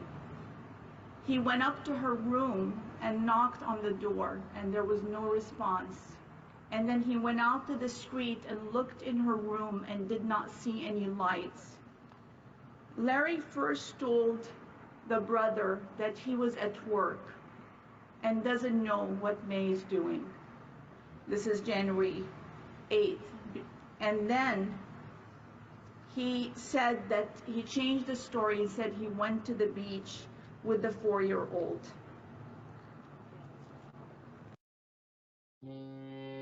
Sing me a song. Mallory Rock. I'll never. It's important to note that it was not Larry that called the police to say that May was missing. It was Mary Christ who went to the house, knowing her sister is always in touch and that her sister was looking forward to the birthday in Big Bear, who called the police.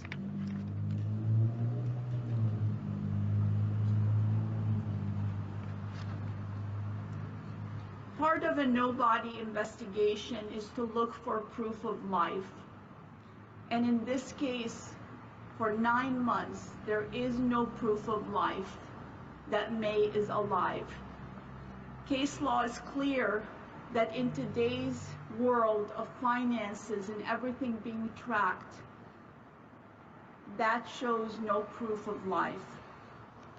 May excelled at her job. She was committed to her career. She loved her children. She was looking forward to a birthday that was coming up that she had planned. And after January 7th at 8:15 p.m. in the evening, that was her last communication to anyone via text, social media, or phone call. The team also looked at all of the finances, and while she had a savings account and she was making a decent living, there was no withdrawal from any account, not before, not during. All her valuables were left in the house. All 4 cars are accounted for. But a key piece of evidence was where was May's phone, because being able to track that phone gives you a really important piece of the story. And after an extensive recreation and experiment that was done in September of 2021, it was clear that May's phone was in that San Miguel Ranch neighborhood, at her home or thereabouts. That means that May did not leave, did not go anywhere. She always had her phone. I talked about the financial evidence, which is very, very important. This arrest would not have been possible without the tremendous efforts of Chula Vista Police Department Chief Roxana Kennedy and her team. And I also again want to thank my team for working hand in hand with the Chula Vista Police Department. We ask the public at this point to call with any tips with regard to a Lexus GX460 black license plate Milani. All right, that's all we're gonna have time for. I'm gonna attach the link to this. And there it is. Chris already attached it, but I'll attach it also to the notes when I send them all out. But it's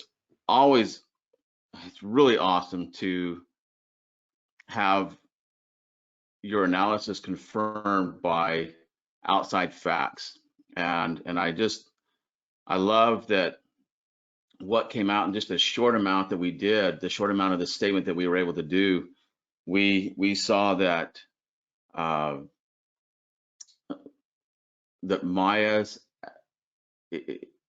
assuming that she was deceased, that the likely time of death was late Thursday, very, very early Friday morning. That's what the DA just confirmed. And also, it was very likely that that body was loaded up in Larry's car. He backed it in where there were no one could see the cameras, and no one could see him loading anything in the trunk. But he backed that into the garage, and that was in the early mornings of Friday. And so it's likely that that's when he disposed of the body. Whatever it took him 11 hours to do, wherever he went, I mean, they have GPS and all that, and that's stuff's up to them. But we were able to determine the time, almost the time of death, and what happened. Her disposition, in his verbalized perception of reality, Maya was not capable of taking care of herself after Thursday night. She was incapable. She was, to him, she was not even, there was nothing past tense about her. There was no words of action related to her. The only action related words that he used related to her were regarding what she normally does, and that was all denigrating. It was, that she drank and she went partying and was out till 3:30, 2:30, 3 o'clock in the morning.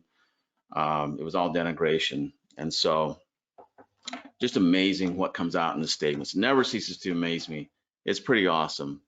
You guys did a fantastic job with this. I really enjoyed the comments. Like I said, you guys know, I think this group is just fantastic.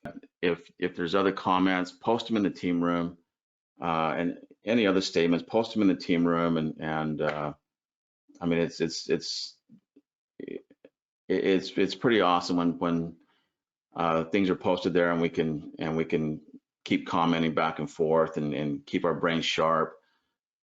You guys know that the secret, the key to this is not only understanding and grasping the principles in a very strong way, but repetition. The more you do this, the more it solidifies. Repetition is key. So just keep practicing, keep posting, and we'll keep looking at more and more statements.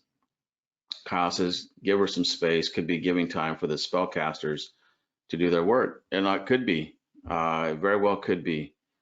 I mean, definitely, he did his homework. He researched things, but now we know about the spellcasters. It definitely could be that he's buying time for them to do some work, but I mean, who knows? It could be a number of things. So anyway, guys, hey, everyone, have a Merry Christmas. Great holidays. Everybody stay safe and healthy. All of you that are in law enforcement, fighting the fight still, you're all in my prayers, and I hope that everything goes well for you this this holiday season for everybody. And I appreciate this group and all your comments, perspectives, and I just wish nothing but the best for you. Keep your thoughts positive, your words positive. Your words, if they're positive, they change your thoughts and make them positive as well. So everyone, happy holidays, and we'll see you next time.